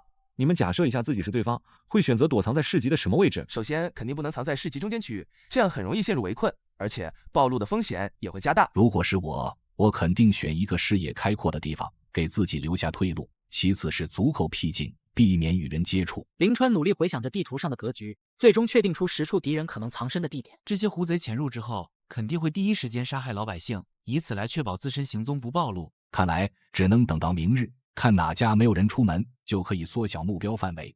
潜藏在暗中的敌人就像一把利剑，随时有可能发动致命一击，我们没有时间了。你们有没有想过，如果那家人已经被胡杰人买通，或者说那本就是胡杰人安插在狼风口的一个据点呢？啊，不会吧？我也不相信咱们拼命保护的人会出卖我们，但在战场上，哪怕是1/1000的可能性都要考虑进去。林川将他们分成3人一个小队，自己独自一队。一炷香之后，在这里碰头。血腥味，林川神经紧绷，没有贸然靠近，而是迅速找到掩体观察地形，这是他们给自己留的退路。而且这家人的房屋并不与其他房屋相连，最近的也有30余丈，房屋4面8方都可以突围。师长，我们那边没有发现异常，我们这边也是。我找到他们了。时间紧迫，我只说一遍。林川直接开始做行动前的部署。黄琛，你在路口附近伏击，守住后门。史俊，你配合黄琛，务必将后门守住。耿良、崔素，你2人在东西2面寻找制高点，需保证弓箭能覆盖所有位置，随时应对突发情况。余生，一会儿行动开始，你带剩余的人列阵攻进去，我会从屋顶前进去，与正门的余生等人配合。记住一点，速战速决，千万不能给对方逃走的机会。忽然，林川敏锐捕捉到屋内传来轻微的异动，显然他们已经暴露了。行动！林川身体一扭，避开这一剑，同时迅速拔出手中战刀贴了上去。此外，他还在角落里看到一对中年夫妻倒在血泊中，很明显房子的主人已经被杀害。死啊！那名鹰钩鼻的胡杰人拔出腰间的弯刀抵挡，伴随着金铁交鸣声响起，那人手中弯刀崩裂如碎冰。就在他愣神之际，林川手中刀锋一转，一记横扫划过那人的咽喉，一颗头颅滚落在地上，无头尸体喷涌着鲜血，缓缓倒地。林川辗转腾挪，避开前2剑，挥刀将第3剑荡开。与此同时，那3名斥候拔出弯刀，已经杀到林川面前。就在此刻，一把弯刀闪烁着嗜血寒芒，径直朝着林川胸口刺来。趁着对方近身的瞬间，林川一记标指戳在其喉结之上。那人闷哼一声，捂着脖子连连后退，鲜血汩汩流淌。那名胡杰斥候满脸不甘与恐惧，捂着胸口倒地身亡。杀！五行追阵在屋内略显拥挤，但也大大压缩了敌人的空间。2名盾牌手率先压了上去，那3名胡杰斥候眼神中闪过一抹震惊，紧接着2杆长枪宛如吐信毒蛇一般刺来。其中一人当场被刺穿胸膛，躺在地上抽搐不止。那长枪再度刺来，将他逼退到墙角。情急之下，他猛然跃起，一脚踏在盾牌之上，想要越过战阵。一声轻响，鲜血喷洒，那名胡杰斥候的身体连同铠甲一起被拦腰斩断。霎时间，鲜血直流，可那名士兵竟然紧咬牙关，用盾牌将其死死压住。快动手！战阵后方的余生果断冲上前，手中战刀无情割破那人的咽喉。这里原本藏着2名斥候，在他们攻进来的时候，这2名斥候便打开后门准备逃走。他敏锐捕捉到破空声，出于本能的朝着一旁闪开，可终究还是慢了半步，被这一剑射中手臂。然而刚走出2步，一抹寒芒自黑暗中乍现，直奔他的咽喉而来。叮！他手中弯刀被震开，险些脱手飞出。史俊刀锋一转，再次朝他斩去。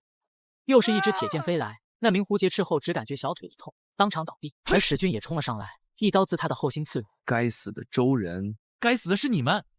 战刀彻底贯穿其身体，那名胡杰斥候也不再挣扎，彻底气绝。一支铁剑破空而来，却被其躲开。紧接着，那人快速起身，借助周围的掩体迅速腾挪。就在此时，一支铁剑自门口方向射来，直接从那名胡杰斥候的身体穿过。耿良定睛一看，赫然是林川。耿良来不及多想，拔出战刀便扑了上去。与此同时，余生留下一人照顾受伤的同伴，自己带着2名士兵冲了上来。眼看余生等人也围了上来，自知逃生无望的他，直接用手中弯刀抹过自己的脖子，选择了自己。刚才他只看到耿良一个人放箭，按理说崔素的位置视野更好，距离也更近，若是他配合的话，对方连逃走的机会都没有。只见崔素倒在草垛中，一支羽箭刺穿了他的咽喉，鲜血顺着羽箭流出，染红了他身下的麦草。崔素双眼瞪得老大，一只手抓着那支羽箭，早已没了生机。怎么会这样？还有漏网之鱼，原地等我，不准跟来。他知道对方就藏在雪松林中的某个角落等着自己，但是他却丝毫没有犹豫，直接就冲了进去。霎时间，一股紧张的气氛笼罩全场。偌大的雪松林落针可闻，林川紧握着手中的战刀，用眼角的余光打量着周围的风吹草动。林川低头前倾，险而又险地避开了这必杀一箭，顺势朝着一棵大树奔去，想要以此作为掩体。这一箭并不是直接瞄准了林川，而是瞄准了他的前方。若林川执意往前，那必然会撞上这一箭；如果临时改变方向，那就会失去这棵大树作为掩体，继续暴露在他的射程之内。可就在此时，他也取下了挎在背上的破甲弓，弯弓搭箭，瞄准对方所在的方向。只不过这仓促间射出的一箭并未伤到对方，但对方下意识的躲闪，也将他的位置暴露了出来。林川果断开弓，接连射出3箭，眨眼间双方各自射出10多支箭，但彼此都有掩体，这一番对射皆未能伤到对方。他迅速将破甲弓拉至满弦，双眼如冷电一般死死盯着前方。那名胡杰斥候藏在一棵2人合抱的雪松后方，他知道对方在等自己，此时但凡自己一冒头，对方将毫不犹豫将弦上之箭射向自己。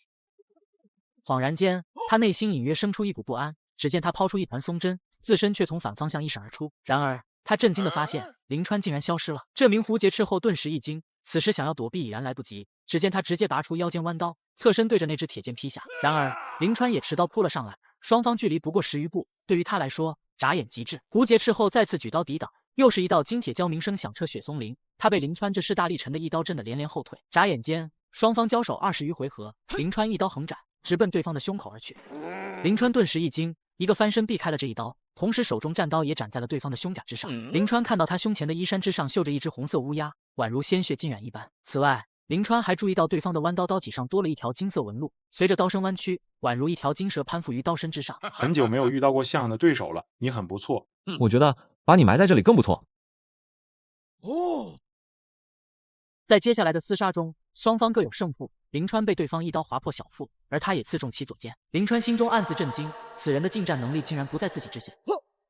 那名血鸦成员挥动弯刀，挡开了灵川这一刀。就在这时，灵川忽然变招，只见他刀锋一转，凛冽刀锋直奔其咽喉而去。霎时间，他想到了年前相继殒命于狼风口的木尔扎与巴查尔两兄弟。只见他猛然一个后仰，避开了这一刀。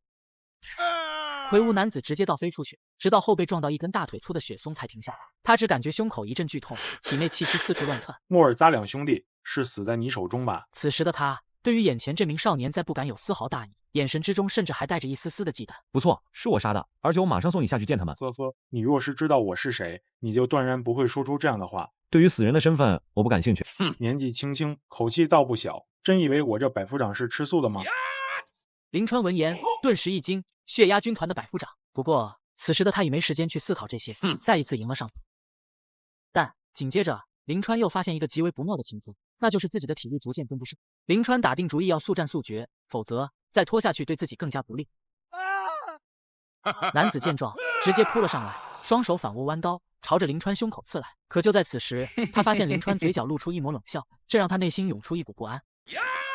这一脚结结实实的蹬在他的下巴，男子吃痛，仰面倒飞回去。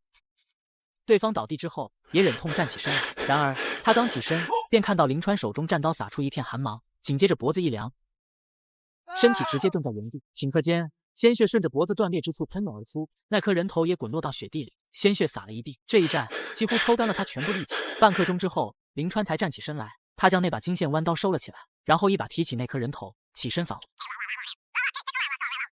忽然，屋内传来一名士兵的声音：“师长，有情况。”我去看看。西西，娘，我一直没有出声，我乖不乖呀？你是谁？我娘呢？你爹娘去城里办事去了，让我来接你。你骗人！娘说了，只要我躲在这里，不让爹爹找到，就给我买糖吃。听到这话，灵川不由得心口一痛，他不知道应该怎么告诉小男孩真相。灵川一把将他抱起，走出地窖，随后直接从后门离开了。因为此时其他人正在处理他爹娘的尸体，灵川不想让他看到。殊不知，刚刚小男孩匆匆一瞥，已经看到了满屋子的鲜血以及爹娘的尸体。他没有哭，也没有出声，只是死死抱着灵川的脖。你们怎么样？回禀校尉大人，8名血鸦斥候已经全部被斩杀，我方一死一伤。听到血鸦斥候，现场所有人皆是一惊。金狼刀，灵兄弟，这刀你从哪儿得来的？你们说的应该就是那家伙。众人无不是满脸震惊，这才多久，竟有3位胡节主将死在灵川手中？如此显赫的战功，就算是放眼几百年大周帝国，也是殊为罕见的存在。援军怕是无望，粮草最多再撑3日。我去漠北，张继处处刁难，都因我而起。我去见他，或许能化解矛盾。你可知，一旦到了漠北，张继随时能要你的命。我总得试试。次日清晨，灵川策马狂奔一整日，终于在日落前看到龙脊关高耸的城墙。你就是狼风口那个斩杀2位敌将的灵川。久闻大名，兄弟风尘仆仆，可是有紧急军情？确有军情需上报节度府，还望校尉大人指路。我正好带你去。飞龙城的繁华与狼风口的肃杀形成鲜明对比。前面就是节度府了，我只能送你到这里，后会有期。多谢校尉大人。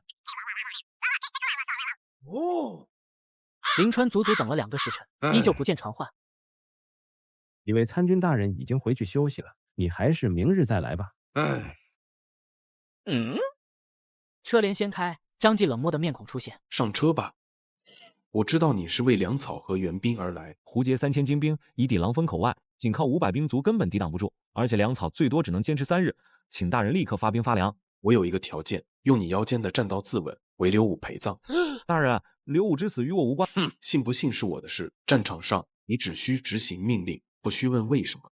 狼风口危在旦夕，一旦失守，胡杰铁骑便再无阻碍，直逼龙脊关。还望大人公私分明，切莫延误军机。你是在叫我做事吗？我最后再问你一遍，是你自己死，还是狼风口500军卒替你死？你若自刎，我连夜发兵。大人的要求，属下办不到。那就让狼风口500兵卒等死吧。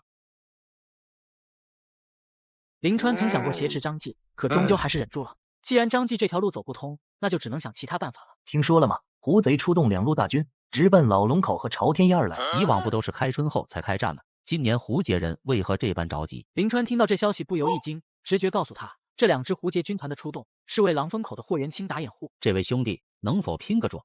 请坐。能否讨一杯酒喝？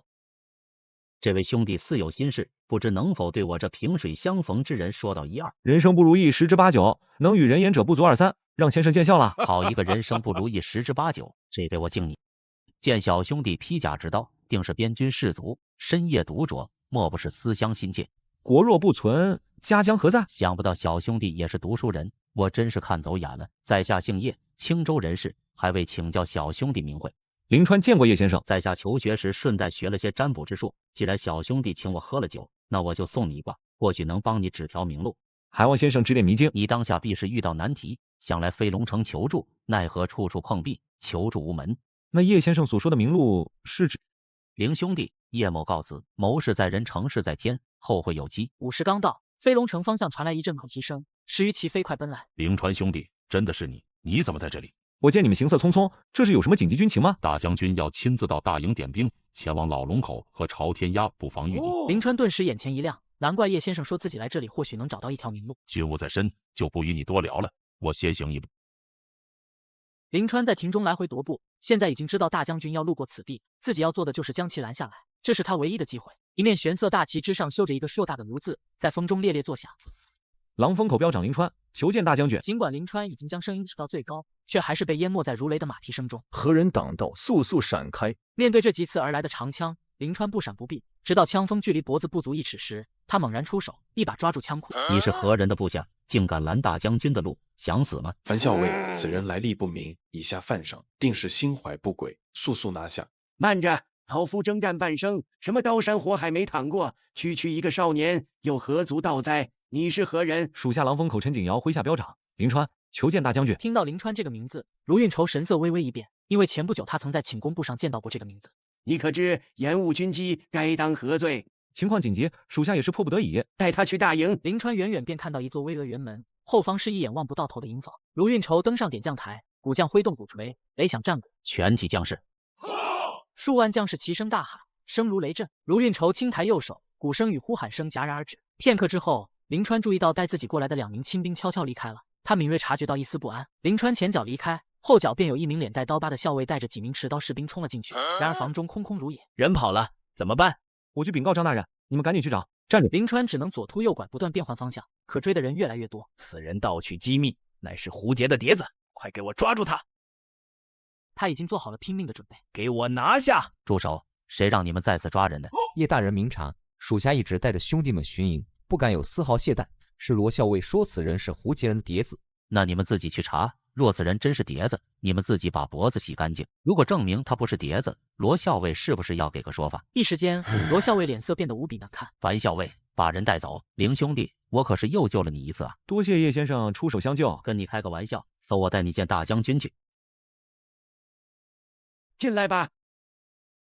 狼风口务标标长林川参见大将军。他用眼角的余光快速扫视了一眼，发现偌大的帅营之中站着将近20人，其中便有张继。说吧，你在屋里停拦本帅的路，所谓何事？启禀大将军，胡杰出动3000精锐攻打狼风口，狼风口只有500守军，且只有3日军粮，恐守不住，请大将军下令出兵支援。此言一出，满堂众人一片哗然。难怪拓跋杰这老狐狸突然发兵老龙口和朝天崖，原来是为狼风口打掩护。敌军如今距离狼风口有多远？领兵之人是谁？昨日便已兵临狼风口外，领兵之人是霍元清。竟是这个狗杂种！如此重要的军情，为何现在才送到？若是狼风口失守，他陈景尧就算死10次，也难赎其罪。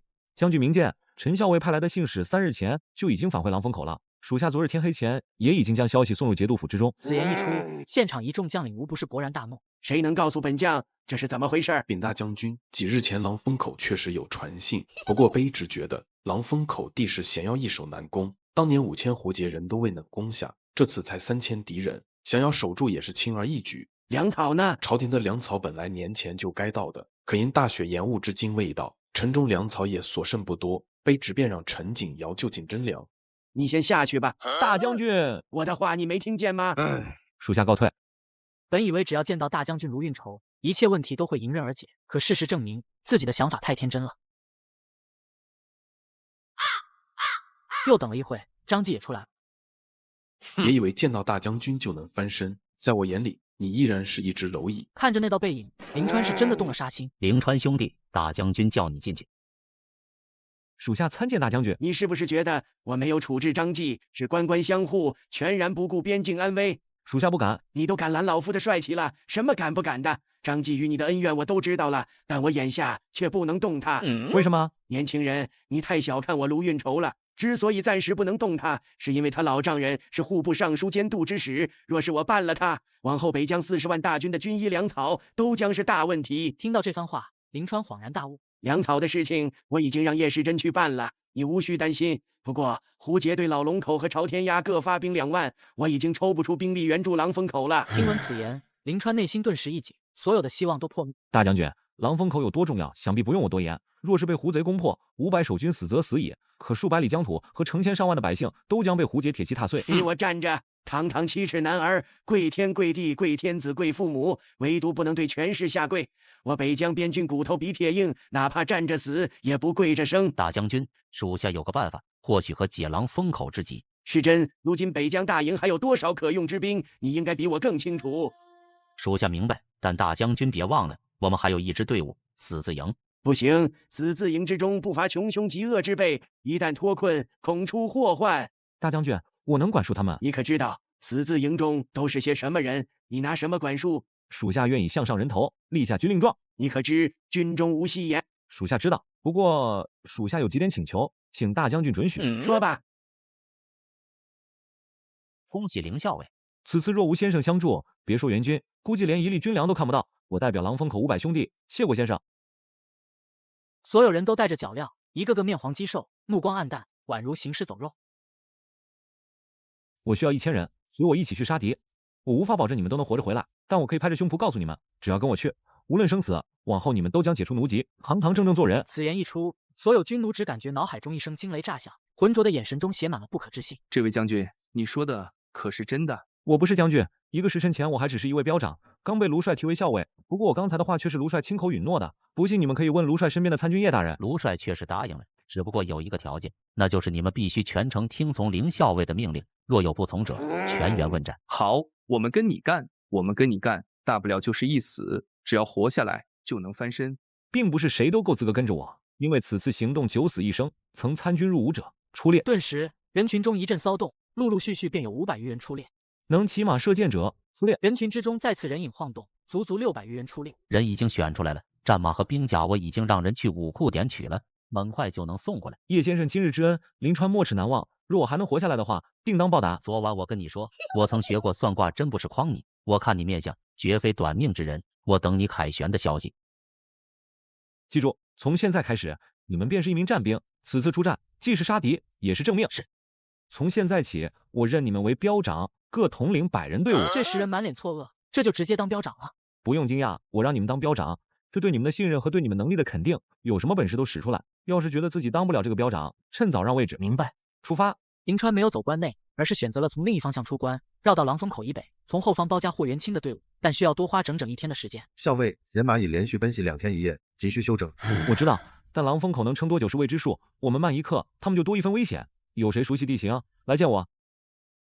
属下原是北疆边军，熟悉此地。东南20里有一片胡杨林，可避风雪。带路。此地距离狼风口大约200里。休整到申时开拔，亥时之前必须赶到狼风口外。届时，唐岿然出一标兵力，负责烧毁敌军粮草，其余人随我直扑大营。校尉，敌军大营重兵把守，1000人偷袭是否太过冒险？不是硬拼，是制造混乱，牵制霍元清主力。粮草一烧，军心必乱。烧毁粮草之后，我们那一标如何撤退？不必撤退，直接从侧翼杀入大营，与主力会合。记住，机会稍纵即逝，我不希望出现任何变数。明白。此战我们必须速战速决。如果霍元清反应过来，将我们包围，1000人马都会葬送在这里。校尉大人，我们这批人本就是死字营的戴罪之身，能有此机会为国杀敌，死而无憾。我不想让你们死，我要让你们活着，堂堂正正的活下去。林川将地图摊开，详细规划了突袭路线和时间节点。这时，不远处忽然升起烟雾，传来骚动。谁在生火？校尉实在太冷了。是我的兵。出发前我说过什么？违反军令者斩，你自己处理。若有下次，全标连坐。林川全程背对众人，他需要用这件事情来立威，让所有人明白军令如山。标长，东面发现一支骑兵小队，其他人隐蔽。唐奎然，带几个人跟我来。是胡杰人，准备战斗。等对方进入100步范围再放箭，放倒之后迅速扑上去，以最快的速度解决战斗。林川见位置，聂星寒一剑已穿透一人胸膛，于是贯穿身后3人。哼，好剑法。你叫什么名字啊？聂星寒。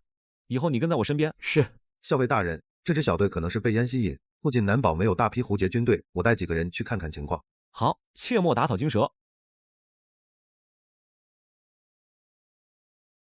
校尉大人，我等一直沿着马蹄印走了5里，没有发现敌军踪迹。辛苦了，休息吧。校尉大人，属下想知道镇守狼风口的是不是陈景尧？你是因为苏老将军之事被牵连，才被发配到死字营的吧？属下曾是苏大将军的亲兵营校尉，南系军中遭受牵连的有近200人。天理昭昭，苏大将军会有沉冤得雪的那一天，到时候我再送你一份惊喜。出发。此时的狼风口外，胡杰大军再次兵临城下，先用投石车对狼风口进行狂轰滥炸。这霍元清围而不攻，到底想干什么？忽然，雄浑的号角声传来，胡杰人要开始进攻了，全军备战。棍石。但仍有不少人冲到城墙下，一根根装满铁锥的圆木材料瞬间穿透盾牌。陈景尧却总感觉不对劲，霍元清不可能没有应对之策。注意隐蔽，敌军有投石车。陈景尧的预警刚落，无数巨石已撕裂夜空，如陨星般砸向狼风口。霍元清将投石车拆解运入，打了守军一个措手不及。注意隐蔽，敌军有投石车。陈景尧瞬间明白，霍元清将投石车拆解运入，现场组装。传令，甲标携木幔上城，乙标、丙标伐竹编幔，越多越好。木幔与竹幔迅速架上，抵消了部分巨石冲击，但伤亡仍在激增。梁胜，调转床弩，干掉投石车上的弓箭手。弩箭撕裂夜空，黑暗中传来惨叫，一架投石车沉寂下去。有效，继续。投石车轰击停止，胡杰步兵在盾牌手与弓箭手掩护下发起总攻。全军上城。云梯搭上来了，火油。杀！熊广带人去城门，撞门车进了，火油罐，放箭。胡杰如潮水退去，城墙上下爆发出劫后余生的欢呼，随即很多人瘫倒昏睡。凌川，你借到援军了吗？我们快顶不住了。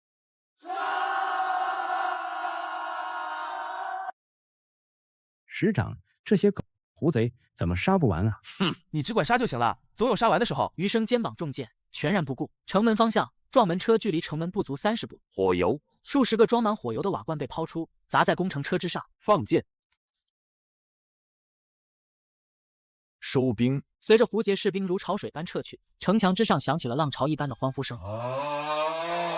这一战，狼风口胜了，但也付出了惨重的代价，60余人战死，100多人受伤，剩下的300多人疲惫不堪。凌川，你借到援军了吗？我们快顶不住了。废物，折损700精兵，竟拿不下一个小小的狼风口，要你们何用？将军，卑是我等无能，实在是那狼风口太过于险要。你们的脑袋就先寄存在你们脖子上。今夜你们亲自带队，要么攻下狼风口，要么你们就死在狼风口。霍元清心里很清楚，必须尽快拿下狼风口。兄弟们，如无意外，今日便是我们最后一次并肩作战了。或许我们所有人都将死在这里。我想问你们，怕不怕？怕个鸟，大不了就是一死。脑袋掉了碗大个疤，无非就是一命换命。好，喝了这碗酒，咱们杀他个痛快！所有人齐声大喊，随即将碗中酒一饮而尽，浓烈的绝死之气弥漫在残破的狼风口上空。凌川，兄弟们能做的就是战至最后一兵一卒，接下来就看你的了。与此同时，100里之外的漠北雪原上，一支千骑部队正顶着风雪，向着狼风口的方向全速奔袭。凌川一马当先，目光如炬，仿佛要穿透这茫茫夜色。老陈，撑住，我来了。此时的狼峰口外百余支箭矢如雨点般倾泻而下，陈景瑶将弓箭手分成2批，轮番射击。火油。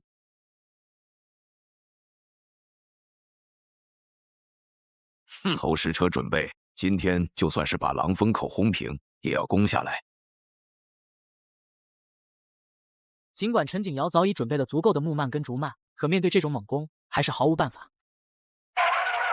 将军，不好了，敌军偷袭大营！什么？霍元清转身一看，只见远处天空一片通红，正是大营的方向。哪儿来的敌军？多少人？对方忽然自黑暗中杀出，约莫在1000人左右，挂一面白帆。传令，后军变前军，列阵御敌。然而他才刚下令，喊杀声便已经出现在后方，不足3里的距离。快列阵！我就知道你行的。是标长，他真的带援军来了。城墙上，许多士兵都看到了林川。援军来了，狼峰口守住了。不为死者，可求生。那支骑兵宛如一把巨箭，直接刺进胡杰的骑兵阵营之中。还没列好阵型的胡杰骑兵面对死字营的冲锋凿阵，根本抵挡不住，阵型当场被撕开一道口子。10名标长分至2侧充当使锋，凿阵不断深入。杀！一千骑再次杀回。这一次阵型已经悄然发生变化，列成整齐的方阵。不许退，给我顶住！一切努力都是徒劳，方阵的推进给他们带来的杀伤力极其恐怖。将军，咱们快撤吧，不然就走不掉了。撤吧，保护将军，撤退！志强，他直接举起手中长枪，朝着霍元清的亲兵营掷去。盾！数十面盾牌迅速立了起来，但铁枪锋利无比，不少盾牌直接被穿透，100余名亲兵死伤过半。拔刀杀！唐奎然身上的气势陡然一变，一记霸道绝伦的断月回风震得秃满摔飞。唐奎然单臂发力，将秃满挑了起来，半截枪杆自秃满颌下灌入，秃满彻底气绝。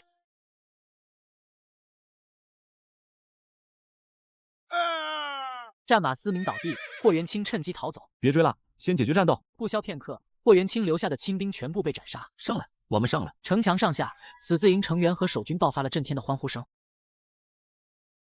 1个时辰后，陈景瑶带人疏通了甬道，林川率领死字营成员，踏着战友与敌人的血迹，进入关内。我就知道你一定会来的。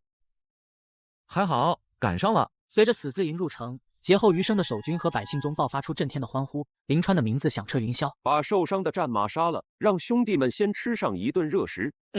军粮还没到，昨晚就已颗粒不剩，这顿肉本是兄弟们的断头饭。陈校尉、林将军，卑职是节度府运粮官郑远，第一批军粮到了。叶先生3日前便派你们出发，为何迟至今日？还只有这些？大人明鉴，我等在途中遭遇大鼓响马，运粮马车尽数被毁，死伤不少弟兄。这些是大家肩扛手提来的救命粮啊！林川与陈景瑶对视了一眼，皆从对方的眼神中看到了一丝不同寻常。老陈，响马何时敢接官军粮队了？还偏偏在这个关头。看来张继的手伸得比我们想的还长。辛苦了，下去休息吧。林川心知肚明，这绝非普通的响马劫道。张继虽明面上被叶世珍绕过，却用了更加阴毒的手段。相公，别哭，我回来了。雪，你伤哪儿了？别怕，都是敌人的。叔叔，你杀了多少个狐贼？叔叔也记不得了。小北这2日可勇敢了，一直在帮我照顾伤员。小北真棒。次日清晨，林川刚来到城墙上，便发现陈景瑶早已站在那里。这么早就醒了？睡不着，闭上眼睛就是喊杀声，做梦都是兄弟们倒在血泊中的惨烈场景。战争是开启邪恶的钥匙，锁钥既开，就注定要死人，军人、百姓皆是无辜者。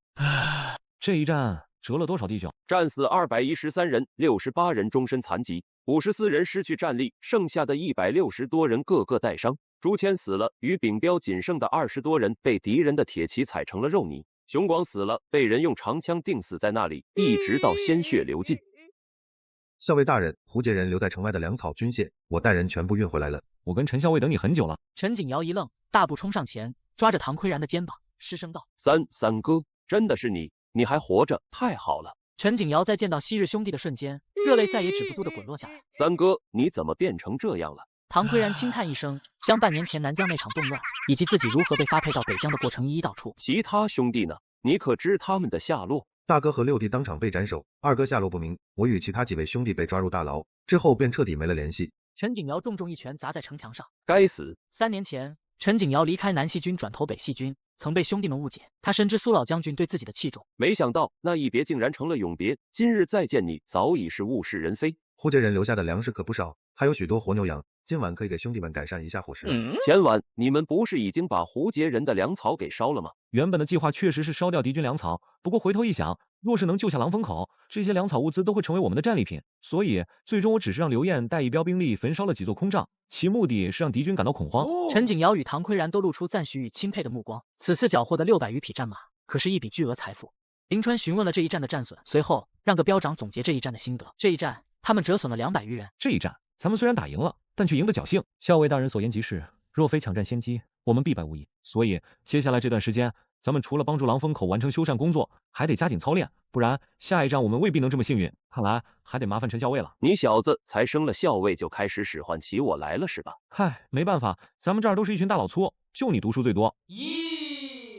林川负责口述，陈景瑶负责记录。林川将前世所读的兵书精要与自己的理解相结合，从骑兵列阵开始讲起，其中涉及到如何保持锋线整齐，如何在变阵中阵型不乱，如何控制战马速度，乃至如何最大限度重创敌人阵营，在何种地形使用什么战阵，对什么样的敌军使用哪种方式进攻，甚至精细到使用什么兵器，都做了详细要求。林川口若悬河，几乎是不假思索张口就来，仿佛是胸有万卷书。直到他发现陈景瑶跟不上自己的速度，才不得不放缓语速。别告诉我，这也是你在古籍上看到的。对啊，难不成你觉得这都是我自己想出来的？陈景瑶虽然觉得不可思议，但隐约感觉林川没有说实话。如此全面的练兵之法，特别是战阵演变环节，更是堪称神妙。所有标长看向林川的目光中都写满了震惊与狂热。鬼才，戈彪，按照这个训练即可，我先回去了。相公，今晚又吃火锅吗？耶，又吃火锅喽！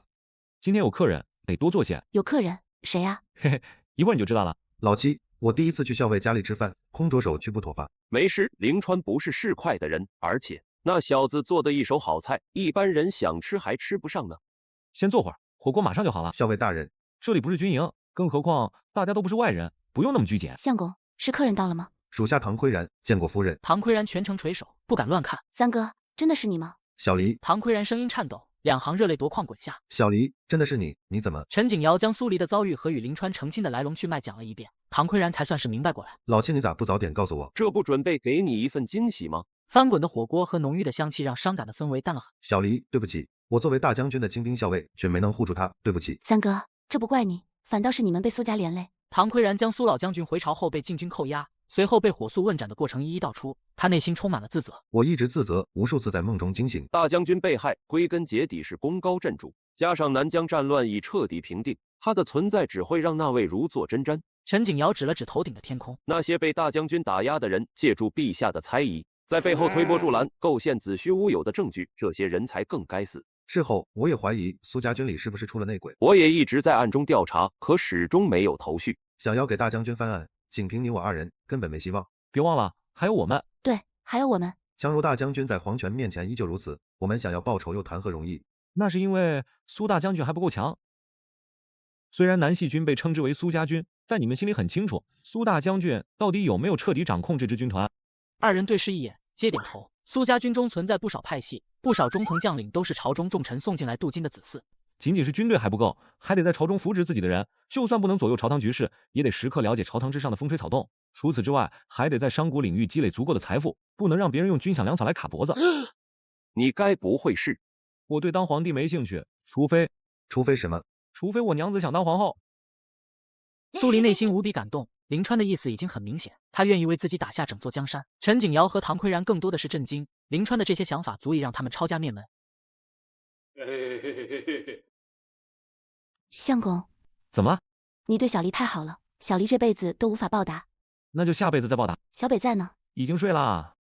相公，昨夜睡得可好？托娘子的福，睡得很香。这段时间，小北也来到教场边观看操练。小北想学武？叔叔，我想变强，杀光所有狐贼。林川看着小北那双充满仇恨的眼睛，心中一阵触动。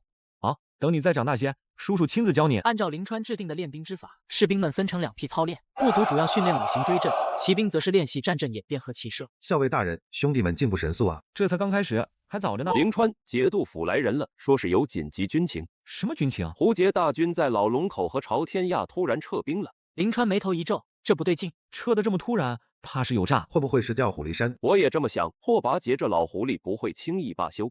报，斥候来报，胡杰在沃拿城集结重兵，看样子是要有大动作。果然，看来拓跋杰是准备孤注一掷了。咱们得赶紧加固城防，多备粮草。三人商议片刻后，林川做出决定。老陈，你负责城防和粮草。老唐，你带人继续操练，务必让兄弟们尽快熟练战阵。是。相公，听说胡杰又要打过来了。不过别担心，这次咱们有准备。叔叔，我也要上战场杀胡贼。小北还小，等长大了再说。小北握紧手中木刀，眼神坚定。我不怕死，我要给爹娘报仇。叔叔知道你勇敢，但现在你得好好练武，把本事学到手，将来才能杀更多胡贼。那叔叔现在就教我。好，从明天开始，叔叔每天教你一个时辰。太好了，谢谢叔叔。相公对小北真好。这孩子命苦，能帮一把是一把。夜色渐深，狼风口的灯火一盏盏熄灭，远处胡杰大营中却是灯火通明。一场更大的风暴正在酝酿，一名浑身是血的斥候跪倒在地。启禀主帅，霍将军兵败狼风口，3000精兵全军覆没。什么？帐中众将无不色变。不可能，霍元清带的可都是精锐，怎会全军覆没？千真万确，属下亲眼所见，城外尸横遍野，连突满和贝罗2位猛将也战死了。废物，3000精兵打不下一个破关口，要他何用？主帅息怒，依属下看，定是周军有援军赶到。援军？卢运筹的主力都在老龙口和朝天鸭，哪来的援军？就在这时，霍元清踉跄走进大帐，单膝跪地。末将无能，请主帅降罪。说，到底怎么回事？回主帅，眼看就要破关，突然杀出一支1000人骑兵，打着白帆，悍不畏死。1000人骑兵就让你全军覆没？那支骑兵战力极强，3次冲阵，将我军彻底击溃。拓跋杰冷笑一声：“我给你3000精兵，你却连个狼风口都拿不下。霍元清，你让我如何向可汗交代？”末将愿以死谢罪。死？你以为死了就完了？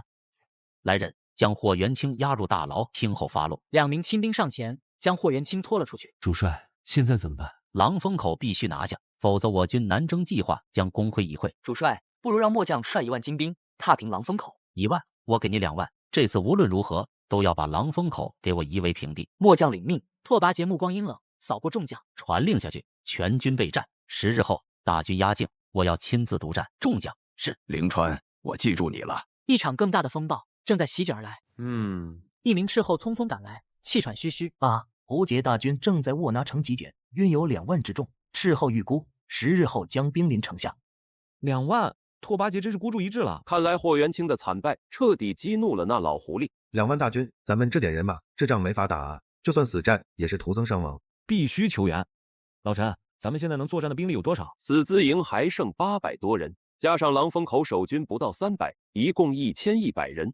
1100对2万，太悬殊了，我得立刻写求援信。林川当即取来纸笔，迅速写好军情急报，派最快的快马送往漠北大营。求援信当日送出，3日后，信送至漠北大营卢运筹手中。大将军，狼风口急报。念。信中称，胡杰集结2万大军，10日后将攻打狼风口，请大将军速派援军。卢运筹沉默良久，手指敲击着按机。现在能调动的兵力有多少？新兵旧兵全部算上。老龙口和朝天鸭防线虽已撤兵，但胡杰主力还在附近，我们能抽调的兵力不足5000，而且其中3000是刚入伍的新兵。5000新兵能挡住2万胡杰精锐？恐怕难以抵挡。狼风口的地形优势也有限。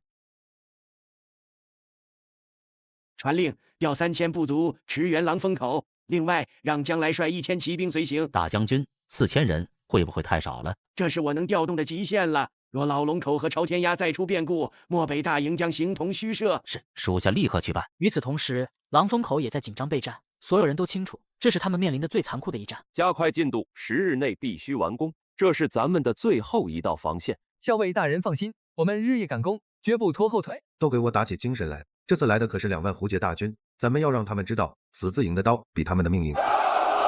林川站在高台上，眉头紧锁，他知道4000援军远远不够。2万大军，这场仗比上次惨烈100倍。彪长，咱们真的守得住吗？守不守得住不重要，重要的是咱们得拼命守，哪怕只剩一口气，也要让胡杰人付出代价。不然，远方雪原扬起漫天尘土，一支4000人的队伍缓缓而来。灵川兄弟，我们来了。江校尉辛苦了，这4000人真是雪中送炭。哈哈，说什么辛苦？听说你在这儿连斩胡杰主将，我可是羡慕的紧。大将军说了，这次务必听从你的指挥。这位是樊鹏樊校尉，大将军的亲兵营校尉，这次带3000部族来援。林校尉久仰大名，大将军对你寄予厚望。樊校尉客气了，快请入城，时间紧迫。4000援军入城，狼风口士气大振。这次援军来了4000人，加上咱们原有的1100人，一共5100人。5000对2万，人数差距还是太大了，硬碰硬，咱们消耗不起。林校尉，大将军让我带句话，守住狼风口，论功行赏。你有什么计划，尽管说。多谢大将军，咱们不能被动挨打，必须抢占先机，削弱敌军。你有何妙计？我有一个计策，但需要各方精锐配合。胡杰大军必经之路，只有这条峡谷，这是他们的优势，也是他们的死穴。你是说在峡谷设伏？对，等他们进入峡谷，咱们利用地形优势，用滚石雷木砸。妙啊！峡谷地形狭窄，人马拥挤，滚石雷木能造成巨大伤亡。可峡谷两侧都是峭壁，咱们的人怎么上去？用飞绳，我已经让人准备好了。樊校尉的3000部族，大部分要负责在峭壁上投掷滚石。没问题，我带人亲自上去。众人纷纷点头，对林川的计策赞不绝口，因为这几乎是唯一的破局之法。林兄弟，你这脑子真是绝了！别高兴太早，这只是第一步。削弱敌军后，咱们还有更关键的第二步。还有第二步？对，等他们被滚石砸乱阵脚，士气低落，咱们再派骑兵从后方突袭。骑兵突袭，1000骑兵能凿穿2万大军吗？不能凿穿，但能制造混乱，让他们首尾不能相顾。江校尉，你的1000骑兵要配合死字营，打出气势。放心，我的人马绝对服从命令。聂心寒，你和余生带领部分神射手，负责定点清除敌军主将和骑手。明白。 5000将士斗志昂扬，一场决定北疆命运的大战即将打响。安鹏率领3000部族，用飞绳爬上峭壁，将滚石雷木堆积在边缘，静候胡杰大军。陈校尉，胡杰大军来了，稳住，等我信号。峡谷出口，林川带着1000骑兵埋伏在雪松林中，战马全部用布匹蒙住马蹄，以防止发出声响。记住，等峡谷内乱起来再动手。校尉大人放心，我们已准备多时。加快速度，今日必须拿下狼风口。拓跋桀主帅在后方督战，谁敢懈怠，军法处置。2万胡杰大军鱼贯而入，队伍拉得极长，人马拥挤。放！随着一声令下，无数滚石雷木从峭壁两侧倾泻而下。不好，有埋伏，快散开！狭窄的峡谷瞬间化为屠宰场，滚石带着呼啸声砸落，人马拥挤，根本无法。督战队，给我顶上去，不要乱！然而滚石如同暴雨，胡杰士兵被砸得头破血流，阵型彻底崩溃。杀！不为死者，可求生。兄弟们，随我冲！1000骑兵如同一把锋利的尖刀，直插胡杰军后方。胡杰后军完全没有防备，被骑兵冲得人仰马翻。快，骑兵回援，不足结阵。可惜为时已晚了，周军的突袭让胡杰军彻底慌了神，不少士兵开始扔下武器逃跑。该死！周军怎会有如此精妙的伏击战术？中计了！主帅，周军骑兵势头太猛，要不要撤兵？撤！我军2万，难道还怕他们5000不成？传令，让博尔术不惜一切代价给我顶住！后方大军全军压上！随着拓跋桀一声令下，后方的1万大军也开始向前推进，试图堵住峡谷出口，围歼周军骑兵。峡谷出口，林川率领的骑兵队已经连续冲杀2次，将胡杰军后方彻底搅乱。校尉大人，胡杰大军的人数优势开始显现了，咱们体力快耗尽了，再冲一次，必须在他们结成重围之前彻底击溃他们的士气。周军疯了，给我放箭！无数箭矢射向骑兵队，但林川等人早已杀红了眼，悍不畏死。林川的骑兵队快被包围了。咱们必须想办法接应。就在周军骑兵陷入重围之时，远处传来震天的马蹄声，声势之浩大，远超此前任何一支队伍。什么声音？难道又有援军？卢运筹，他怎么会出现在这里？卢运筹亲率1万精锐大军杀到，骑兵如同洪水猛兽，直扑胡杰侧翼。儿郎们，随我杀敌，保卫北疆，就在今日！大将军来了，兄弟们，反击的时候到了！冲啊！咱们内外夹击，杀光这些胡贼！在卢运筹的率领下，周军发起全面反攻，胡杰大军首尾不能相顾，士气彻底崩溃，开始大规模溃逃。撤退，快撤！可恶！传令，全军撤兵，退回沃拿城。这一战，周军大获全胜，胡杰损失超过15000人，拓跋桀的南征计划彻底破产。凌川干得好！若非你用计伏击拖住了胡杰先锋，我军也难以取得如此战果。多谢大将军，这是将士们浴血奋战的结果。此战你居首功，我会为你请功。狼风口保住了！狼风口保卫战终于落下帷幕，林川一战成名，成为北疆的英雄。此次狼风口大捷，全赖将士用命。林川居功至伟。卢运筹目光扫向张继，后者脸色苍白，冷汗直流。张继，你延误军机，扣押军粮，险酿大祸，该当何罪？大将军，我只是担心粮草被劫，才有所延误。若非念你老丈人手握粮草，今日必斩你项上人头，以正军法。现革去参军一职，发配边军，永不续用。张继如遭雷击，瘫软在地，被亲兵拖了出去。大将军英明。凌川听令，你临危受命，智勇双全，特封你为游击将军，兼领狼风口校尉一职，统领死字营改编后的新军。谢大将军。死字营1000军奴全部解除奴籍，编入新军，由你亲自操练。另外，你带回的胡杰战马和缴获的物资，全部归狼风口所有。属下定不负大将军所托。林川拿到委任状和虎符，心中的石头终于落地。世珍，你觉得这林川如何？此子心有丘壑，勇猛无双，实乃当世罕见之将才。只是他与苏家军旧部关系匪浅，恐非久居人下之辈。我知道，但眼下北疆正需要他这样的人，只要他能守住边关，我便给他足够的信任和权力。卢运筹眼神深邃，似乎早已看透一切。相公，叔叔，你是不是又打赢了？当然，这次叔叔不仅打赢了，还给你带回了好多好东西。相公，你这次回来是不是不用走了？不走了，从今以后我就是狼风口的校尉了。林川将游击将军的委任状拿给苏黎看，苏黎惊讶不已。游骑将军？以后你就是将军夫人了。不过我更喜欢你叫我相公。小北，从明天开始，叔叔正式教你武功。太好了，他们已不再是军奴，而是堂堂正正的边军士卒。从今天起，你们不再是死字营的军奴，你们是北疆新军，是游击将军麾下的精锐。你们用自己的血换回了尊严和自由。将军威武，但解除奴籍不代表你们能松懈。胡杰人随时可能卷土重来，你们的刀要永远锋利。将军，请下令吧。唐岿然听令，你战功卓著，任命你为新军副将，负责全军操练。末将领命。唐岿然眼中闪动着光芒，这是他失去苏家军身份后首次获得如此重要的任务。刘晏、季天禄、骆青云，你们3人升任校尉，各领一营。聂星寒，你任亲兵营统领，负责我的安全和斥候事务。林川迅速完成了军团核心架构的搭建，将有能力和经验的旧部全部提拔。老弟，你这提拔速度真是让人望尘莫及啊！形势所迫，我需要能打的兄弟。江校尉，你的1000骑兵是否要回漠北大营？大将军说，我不再是归你指挥，协助你镇守狼风口。太好了，这样一来，我们就有2000多骑兵，足以震慑胡杰。加上我狼风口剩下的300多人，总兵力已达5000。狼风口从未如此强盛。不，陈校尉，你的人马不能算入新军，我需要你继续担任狼风口校尉，负责城防、后勤以及与节度府的联络。老弟，你这是要将我架空吗？怎么会？我需要你帮我盯着张继那帮人，确保粮草物资顺利运抵。而且你对狼风口感情深厚，只有你最合适。陈景尧明白林川的用意，点头接受。好，我听你的安排。此外，我需要你将狼风口旧军的练兵之法传授给江校尉的骑兵。林将军，你那套练兵法，我早就眼馋了。老唐，你负责骑兵的战阵演变，老姜，你负责骑射和体能，务必在3个月内将这支骑兵打造成北疆最锋利的刀。遵命。一场围绕林川为核心的北疆军团正在迅速壮大。次日清晨，苏黎正为林川整理崭新的游击将军官服。相公穿这身官服真是威风。我不在乎什么将军校尉，在家里我永远是你的相公。叔叔现在是将军了，我长大了也要当将军。好，那从今天起，你练武可不能再偷懒。今日要去脐城交付狼血酒，顺便摸摸张俊的底。酒都已装车，让吕红他们随你去，路上小心。放心，家里和酒房辛苦娘子了。林将军，恭候多时了，快请进。好酒，烈而不燥，醇厚回甘，必能风靡其城。这是150两银票，后续我们再详谈份额。掌柜爽快，狼风口酒房产量会逐步提升，供应不成问题。如此甚好，合作愉快。公子，这姑娘看着可怜，但咱们……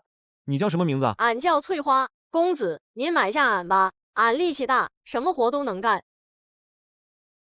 好，你娘的后事我帮你办，以后你就跟着我。谢谢公子，谢谢公子，俺这条命就是公子的了。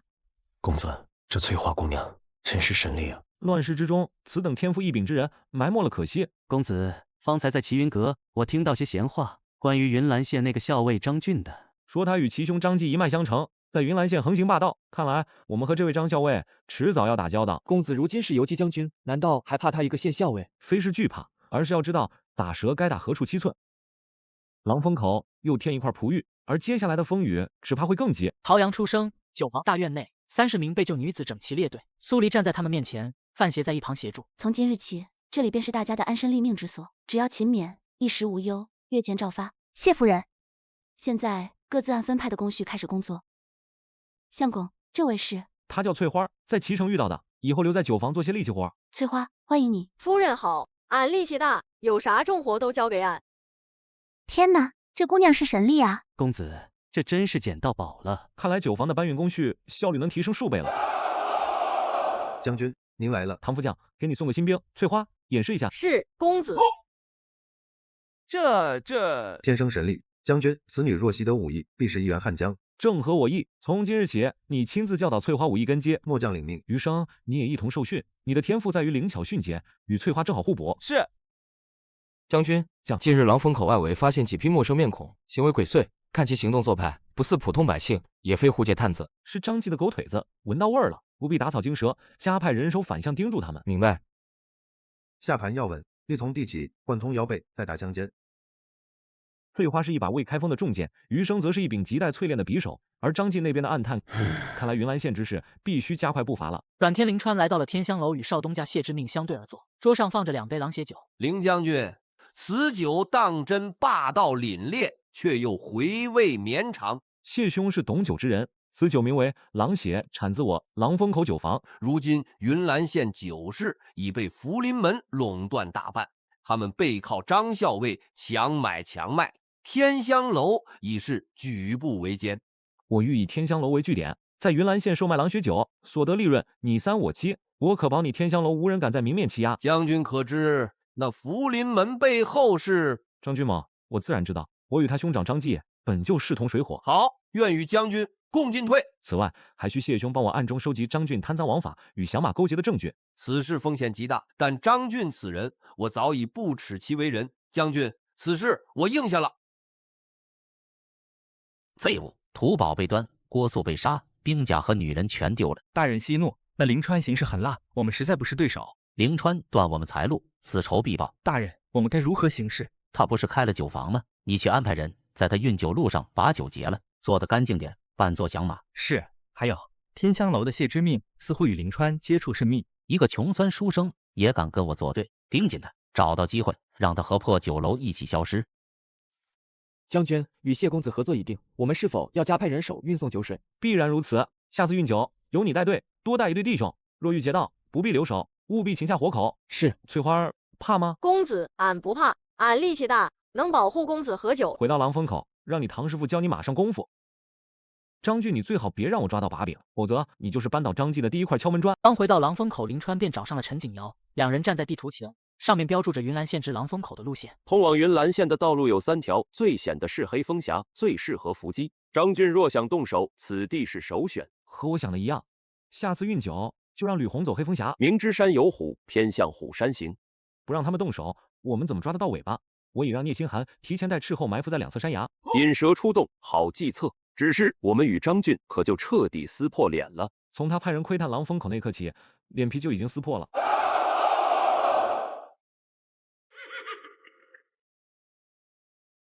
将军，翠花是天生的重骑兵苗子，余生稍加磨练，必成精锐斥候。很好，继续操练，尤其是实战对抗，不可松懈。老弟，你这看人的眼光真是毒辣。相公，第一批送往天香楼的酒已在准备，我这心里总是不踏实。放心，我已布下后手，他要动，正合我意。接下来狼风口可能会不太平，你和小北要多加小心。家中一切有我，酒坊我会看好，绝不会拖你后腿。将军，叶氏真叶大人到了，有紧急军情。该来的终究来了。凌川出事了，张继在大将军面前参你私藏军械，蓄养私兵，无耻！贼喊捉贼。大将军如何决断？大将军命我前来核查，再收你的兵权，但这是做给张继看的。大将军密令，让你将证据交给我，由我秘密带回。不行。为何？从狼风口到漠北，路途遥远，张继党羽遍布，你能保证证据安全送到？只怕你半路就会遭遇响马。请叶大人回禀大将军，证据我会亲自带兵押送前往漠北，并且我需要大将军授予我灵机专断之权。凌川，你这是要逼宫啊？不，我是要给大将军送去一场必胜之局。凌川，你可想清楚了，若大将军不允，你便是抗命不遵。叶大人，唯有行非常之法，才能破局。张继在军中人脉盘根错节，我们赌不起。叶大人，我愿以项上人头担保凌将军，此策虽险，却是唯一胜机。罢了，我会将你的条件原原本本禀告大将军，但在新令到达前，我不会轻举妄动，但狼风口需进入全面战备，这合乎规矩。我即刻返回。凌川，莫负大将军期望。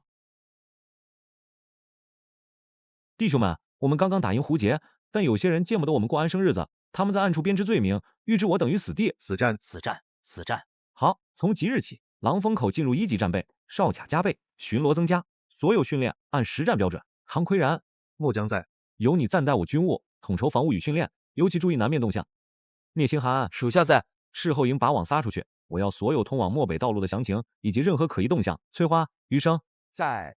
你2人编入亲卫队，此次漠北之行，随我同行。是公子。誓死护卫将军。相公，此去凶险，万事小心。家中和酒坊又要辛苦你了。我不怕辛苦，这是我和小北去庙里求的。叔叔一定要打赢坏人，早点回来。好，叔叔答应你，若是有不协，我会让聂星寒提前送你们离开。不，你在何处，我和小北便在何处。狼风口是我们的家。将军，通往漠北的3条路线都已查明，其中官道最稳妥，但容易被预料。不走官道，选小道，虽然难行，但出其不意。将军准备带多少人？50精骑，人少，目标小，机动性强。太冒险了，张继定会在途中设伏。我就是要他动手，只有他动了，我们才能抓住把柄。属下立即安排斥候先行侦查。记住，我要活的证人。林川望向漠北方向，眼神锐利。棋盘已经摆开，下一步该我落子了。张继，我们漠北见。道场上，翠花正在进行力量训练。翠花，你这力量真是神了。俺还能举得更高。唐表长，准备一下，我们要去漠北大营一趟。漠北大营带多少人？50名精锐骑兵。校尉大人，带这么少人去，会不会太危险了？张继在漠北大营势力不小，正是因为危险，才要带最精锐的。唐表长，你负责挑选人手。是，保证完成任务。翠花，你也跟着去。俺去，俺要给公子当保镖。酒房内，苏黎正在指导范邪和前锋包装狼血酒。范杰，这些酒要装好，不能有任何闪失。夫人放心，这可是咱们的摇钱树。夫人，脐橙和云岚县那边催得紧，都等着咱们的狼血酒呢。告诉他们，7日之内酒水一定送到。夫人，您真是个奇女子，酿出的酒比神都的御酒都好。这都多亏了相公的秘方。夫人，林校尉这次去漠北大营会不会有危险？我相信他，不过我们也要做好准备。夫人有什么吩咐？你们要盯紧脐橙和云岚县的动静，特别是福临门和张俊，一旦发现任何异常，马上通知我。明白，我们一定把消息传回来。苏黎看着堆积如山的狼血酒，眼中闪过一丝坚定。相公，你安心去吧，狼风口有我在，酒房有我在。林川率领50骑兵，及时在前往漠北大营的官道上。唐表长，保持警惕，张继的人随时可能出现。校尉大人放心，我们都是南系军的老兵，不是吃素的。公子，谁敢来，俺一枪挑飞他。这次去，我们要光明正大，但也要做好随时开战的准备。队伍行至一处峡谷，两侧山坡上突然出现大批伏兵。林川，你今天插翅难逃。是张继的人。罗校尉，你真是不长记性，上次没死够吗？少废话，交出你手上的证据，我饶你不死。证据？你觉得我会带在身上吗？给我拿下他，生死不论。结阵，保护校尉大人。唐表长，不用硬拼。翠花，给我开路。好嘞。嘿，这女的是什么怪物？杀！挡住他，快挡住他！罗校尉，你的人太弱了。林川，你敢抗命？抗命？我是在清理国贼的走狗。50骑兵在翠花的带领下，势如破竹，将伏兵阵型彻底冲垮。校尉大人，我们杀出去了。罗校尉，你跑不掉的。林川，你不能杀我，我是张参军的人。国贼的走狗，留你何用？校尉死了，快跑！伏兵见主将身死，彻底溃散。校尉大人，这次又全歼了。打扫战场，继续前进。我们必须在天黑前赶到漠北大营。漠北大营帅营外，林川带着50骑兵抵达。林川，你终于来了，大将军等你很久了。林校尉，你没事吧？多谢樊校尉关心，一路上遇到了一些小麻烦，不过都解决了。张继告你私藏军械的事，大将军已经压了下来。叶大人，我的证据，大将军可曾知晓？大将军说了，让你亲自进去汇报。不过你说的调兵之事，怎么？大将军不肯？大将军让你先交出证据。如果我交出了证据，大将军还不肯给我调兵的权利呢？林川，你难道不信大将军？我信大将军，但我更信我自己。叶大人，你告诉大将军，我林川这次来不是来告状的，我是来要人的。我要调走死字营的新军，去云岚县。